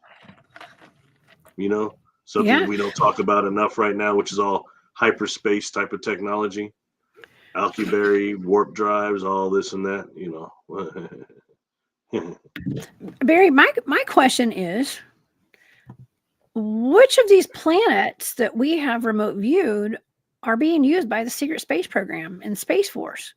and having people in these like black projects with all this black budget money we're seeing that has gone trillions and trillions of dollars. You know, it sounds like Kepler. How many places do we have? Like, how many humans from Earth are there right now, working there and living there? That's good. That's a good question. I mean, that one's way out of my pay grade there. But you have guests that will know. Yeah, I'm sure Arkham and or Arkeem and everybody will know. I just know the ones we did today. Definitely Kepler 22b sounds like that's what that place is. That sounds like, you know, it sounds definitely like it's something that they're doing. But otherwise, you know, because right now they found, I can't remember how many exoplanets it is. What is it, 3,000 or some odd amount? How many they found, and only so many. I think only 95 in the Goldilocks zone. I have to look that up for sure and make sure I get the right numbers. But yeah, but still, and I mean, it's increasing every day. They've got those new telescopes they're building right now. And I'm always very interested in LIGO, which LIGO is searching for black holes and trying to amass that information. And like I said, that's going to show that that's a network. And when the Ummo, you might said, when you get into space, it's completely telepathic. That's what those black holes are, brain waves. And brain waves has got a lot more to do with space travel than anybody's talking about right now. Well, y'all heard it here first. And so if you want the real deal, y'all come over to Barry Littleton's YouTube channel and the Cryptid Huntress YouTube channel. And we're gonna dish out the real tea over here. Of course, I just have data. Barry brings the heat. And with all of the research, you've done such thorough research on all of this, Barry. It's impressive. Oh, super impressive. I forgot to whisper when I was going to talk about the Ummos. I was planning to whisper that whole segment, and I forgot. I mean, just out of respect, I was going to whisper. So, anyways, that's funny. Vocal cords or something. I know, right? This is cool. Thanks for doing these, because I try to do some things that's more in the Milky Way, our local neighborhood, because most of my contact experiences are extragalactic, and I'm really into the extragalactic thing. But sometimes it's good to bring it here to home to see exactly what the enslavers are doing. That's what this seems to be, you know. But some of it's natural creation, I think. But you got a lot of, takes us into Jock Doubleday and how much of this is terraformed and all the things and some of the things they're saying, which I don't discredit at all. In fact, I think it makes a lot of sense to a degree. Yeah. Jock he's on to something. He's definitely onto something. And he's been posting a lot of new videos on his channel lately. I posted one yesterday or today. I think it was yesterday or today. It was today. He just premiered another video. You guys go to my Facebook page, or it's not my public. It's somewhere. Go to Jock Doubleday on YouTube, y'all. Go check out his videos. He's been on the channel talking about terraforming Earth, who built the Earth. And some of these people who are talking about these fringe subjects, I think they're about to be in the forefront a lot more here in the near future. You know what? I gotta tell you something. I'm glad you posted that. Excuse my language, but I don't think that's bullshit. I wondered if there's not one of them actually listening, or some of them listening or to this or something. Or I know that there's got to be star beings that listen to some of your shows. There's a bunch of them walk. Even the charters that I talk about, they walk around down here with us. They look just like us. Their vibration is different, but they look like us. So they can interact with this stuff massive. I wouldn't be surprised at all if there wasn't a Umite that's watching this, because this is something that I wasn't even sure it was going to connect or not. But it did, and stuff you can't just make up. And there's a reality here going on. You know what I mean? And you kind of showed that. If nothing else, this shows that the Umite is not just BS. And possibly Ummo might possibly be Ross 128. It might not be, but it's a candidate, right? Yes. I would say it is a high probability. And shout out to all the Umites out there listening, and the werewolves. We love you all. If you're Umite, this is Seriously. the best way to communicate is in the chat. You don't have to. It Nobody has is. to Y'all listen. come on in the chat. That's why we have the best chat on the internet right here. And I know you've got a great chat on your channel too, Barry. But I have a some really of the good people over here come fun over time. too. It's really great. Yeah. Thank you. I wouldn't be doing that if you hadn't given the encouragement. I was never going to go live. You have no idea how tripped out I was on that for years. I They're gonna get my energy field. I was me. all tripped out, man. I knew you were hesitant to do that, but I'm so glad you did. I always encourage you to do that. Thank you. And it's wonderful. You are really good at it. So I'm impressed. Wow, I'm proud of you. It's just talking too much and talking myself to dizzy. That's all it is. Chatterbox. We both can. We're both really good at that. So, but you have a lot to say, and it's very important and great information. So, Barry, thank you for being here tonight and for giving me these 4 amazing targets tonight.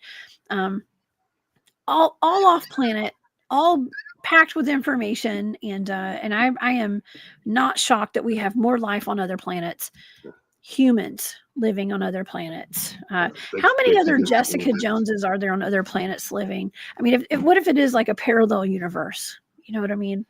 And there's another me just living on another planet somewhere. Well, there's kid one named Ben. There's one. There's one in another time that's watching you. You know that. Absolutely. Yeah. So I guess in that way you could be watching yourself. Oh man. Well, I've already told myself time travel from across the creek one night. So yeah, I know there's more of me out there, or either I'm just time traveling. I was watching a newer Doctor Who the other day, and I saw a scene that made me think about you. He lands with his team, the 2 people on like another place. So, it's Earth. It's like, oh, we're 10 years in the future, and then he's looking at the thing, and they're like, who are those people over there waving? And when he looks at it, he goes, oh, that's you all. What are you all doing here? There's 10 years gap. And they look at it, that's us over there waving at ourselves. You're going to be here. Probably came to see yourself. Stuff like that you might be dealing with. I've done it. Yeah, I've done it. I guess I did it in the future because I was there. And, I think we talked yesterday about how I saw myself as sparkly. And I think it was me and you. I don't remember. I was talking about how I was in my bed one night when I lived by myself in Decatur before I had a kid and all that. And I woke up seeing sparkly twinkle lights in my corner of my room. And I was trying to figure out like, what was that? So I remote viewed that one night to see if what that was. And I realized that was me then remote viewing myself in the past. And I was seeing myself in the future, remote viewing myself. It was so weird. And that's how my life works. Really, that's interesting. You look like really, I've seen. I mentioned that earlier. Sparkles like that. Sometimes those are craft too. When we talk about USOs. When you see stuff around like that, those little glitter like that around water, pay very close attention. It may not be what you think at all. Yeah. You never know. Wow, that's a good story. No, you didn't tell me that one. That's a good story. Yeah. Yes. I didn't know that. It's really weird. It's really weird. I know. It's like, well, I remote viewing to see what those sparkly lights were, and it's like, oh well, damn, that was me remote viewing myself in the future, in the past, and oh god, it's just so hard to wrap your head around. So that's why it's not super weird that I heard my own voice from across the way. Okay, late at night. I am going to get my hands on some time travel technology, Barry. I'm convinced. I've told you that for a long time. I'm surprised nobody hadn't sent you one of these hyperdimensional resonators so you can. I know. Well, I was talking. Arkeem said that he and I are going to be time traveling together in the future, so he already knows that too. I mean, maybe you and I will. Who knows? Maybe I'll just we'll test out your machine one day next time we do a conference together. Oh, that thing doesn't work. But due to the fact that I saw myself, and it's in a way that I haven't described or seen anybody else talking about, especially not currently, but it changed my whole life, and it made me obsessed with time control technology, very much so. And time science itself. So. Oh my gosh. Well. So you might do it, my friend. I might do it. Who knows? Who knows? Thank you, Commander Zonar. That's really cool. You put some great comments in here tonight, and everybody's so smart, man. I love everybody in this chat today, and super cyan. Thank you for being here tonight too. You're awesome. And J True Seeker, everybody that's in here tonight, you guys have been amazing. And I appreciate each and every one of you guys for being here tonight. And I want to thank Kent Baxter for that amazing super sticker tonight too. Thank you, Kent. The show is off the hook, one of the best out there. You said that, and I appreciate that. I have to agree. I'm partial, but man, I love this remote viewing show, Barry, and you always God, bring it the doesn't heat. feel like we've been going this long. I know we've been on hours. for a while. I know it's a work night, so and I actually have a field trip planned tomorrow with my friend Bryce. So I have to get up super early tomorrow, and it's cold. Man, it's cold in Georgia tonight. I know it's cold in where you are too. You know, I go for those walks. I survived brain injury walks. I had done that in 3 days. You know, last night it was -4 here at a wind chill of -19. You're fine. North wind was chilling, man. I didn't put 1 foot outside that door. Man. Yeah. Oh my gosh. Well, it's cold. I know. I need to go turn on an extra space heater in here because I can feel cold air coming in here right now, which is really odd. The temperature's dropping really low tonight, and I have a field trip planned tomorrow to a graveyard. Actually, this is wild. You guys will hear about it later. I'm gonna try to do some filming tomorrow. Oh, really? Not too cold. Yes, I can't. I'm not gonna talk about it yet, but I do have a field trip in the morning. So, and my son's out of school too. Ben's been out of school for winter break all week. So yeah, we're gonna hopefully he'll come hang out with me tomorrow and go on that field trip with me. But anyways, Barry, where can everybody find you? Nothing more fun than that for a young lad to go to. He's so not into it. I'm sure that's it. He's not into it. Well, there's more to it. We're doing more than that. I'm trying to tempt him. I'm like, look, we're gonna go eat. Okay, that's like the most important thing. We're gonna go eat. We're gonna hang out with Bryce and her boyfriend. They love Ben. So well, the good thing is you couldn't mess with those voice boxes. You'll be all right. I'm not taking equipment or anything like that. We're just gonna go. I actually need to do a remote viewing target probably before I go. I was tasked with a target, so I'll probably do that tonight before I go to bed. And maybe I'll do a show with Bryce on that one day. And it has to do with a famous death of someone who died. I'm gonna say about 20 years ago, something like that. Here, a little girl in Atlanta. So we're gonna go do that tomorrow. And so Barry, tell everybody where they can find you and your YouTube, your Patreon, and the services you provide and all that kind of stuff, where people can locate you for that. You can reach me on if you want services. I do hypnosis, past life regressions, earthbound spirit release, smoking, weight loss, generational curse cutting, past life regression, ET regression, and also negative identity dissolvement. You can reach me at my email is barrylittleton13@gmail.com, barrylittleton13@gmail.com. You can also catch me on Facebook, on YouTube. It's just Barry Littleton. I've got a lot of stuff on YouTube. Do some lives every now and again, get a little better at it.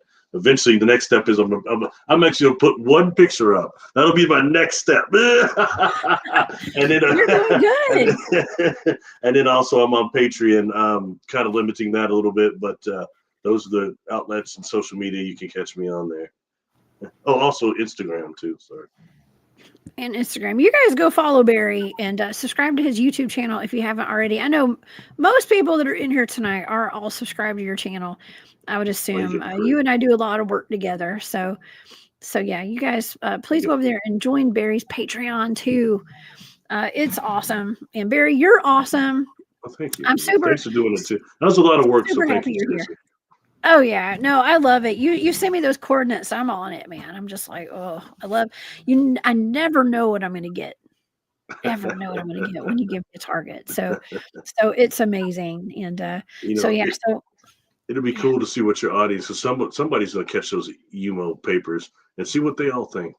You know what I mean? Because you got a lot of genius people in your chat. So I got some smart people in here for sure. And everybody's talking about how cold it is where they live. It's cold here too. It hasn't gotten that cold yet. I just know that I keep going through bird seed, y'all. Does anybody else feed the birds? Anybody feeds the birds? Y'all let me know. I feed the birds. I have been going. I used to only feed get a bag every couple of weeks or so, like a big bag. Like I don't know how many pounds it is. It's a lot. And I've been going through like at least one gigantic bag of bird seed a week or less now. And I'm what type of birds? These birds are expensive. What type of birds? It's so cold. We just like cardinals and tufted titmouses and a lot of blackbirds and I don't know, little brown birds and stuff. I don't know, just the typical birds in Georgia. But they are. I mean, I get like swarms of birds that come here now. So they just eat all the birds. Cool. It is getting real expensive to feed the birds, but it's worth it. I had a cockatiel that lived to be 26 years old. Oh my gosh. My mom has birds like that. Not a cockatiel, but she's got those little, that's amazing. What did your bird eat? Seed? Just a seed. And he really liked those honey stick things. He liked those too quite a bit. Yeah. Try to give him some good vitamins all the time. Keep him around. Oh yeah. We even have crows and all that kind of stuff. And Joe says birds will eat small, cheap dog food too. Oh my God. Well, I got dog food, but I got a dog. I got to feed my dog too, man. I'm telling you what, these animals, they're expensive. But yeah, a lot of birds. It's just because it's cold. So you guys, please, I know it's super cold out there. Bring your pets in tonight, please. Okay, everybody bring your pets in. You too, Jane. Bring all your goats in. I'm just kidding. Goats and horses. Bring your horses inside tonight. Bring your Bigfoots in, everybody. Okay. If it's cold out, they're cold. Bring them inside. I think Bigfoot's good, ain't they? They seem to be unaffected by all coldness. Yeah, they're warm. I wouldn't mind snuggling up with a Bigfoot if he'd keep me warm if I was lost in the woods. I'm just saying. Okay. you better bring you some big league chew or some stuff. I know, right? I know, just in case. I know it's not the best idea, but they take care of kids out there sometimes. Maybe if you get lucky, you can stay warm with the Bigfoot. Okay. But oh man, well, this has been a great show, everybody. Thank y'all so much for being here. And y'all please come back and see me Saturday night. I will be back on the hunt. We're going to go on the hunt at 10 p.m. Eastern on Saturday night. And I want to thank everybody so much for all the love and support that you guys give us. It means the world to both Barry and I. And everybody, please stay safe out there. You guys keep your head on a swivel. Do not live in fear. And please stay warm out there. Bring the pets inside. Okay, bring your pets inside if you can. And you guys have a great night. Barry, thank you so much. Do you have any final thoughts before we go tonight? No, just thank you. Thank the audience, everybody tolerating my jokes and terrible jokes, and just for you doing the information and them being open enough to listen. Some of this stuff isn't everybody's cup of tea, but your audience is always real kind and stuff. So I really appreciate that. Yeah, and we're just trying to. Jack Horkheimer, keep looking up. Just keep looking up. I know. Well, we're just trying to solve all the mysteries of this universe, one remote viewing target at a time. All right. You're doing great. I mean, you're doing a great job. You got a library. That's really important, I think. And I think it'll stand the test of time, honestly. I hope so. It will. Awesome. All right, y'all. Thank you, Barry. Y'all have a great night, and I'll see you guys back on Saturday. Stay safe, y'all. Good night. Bye.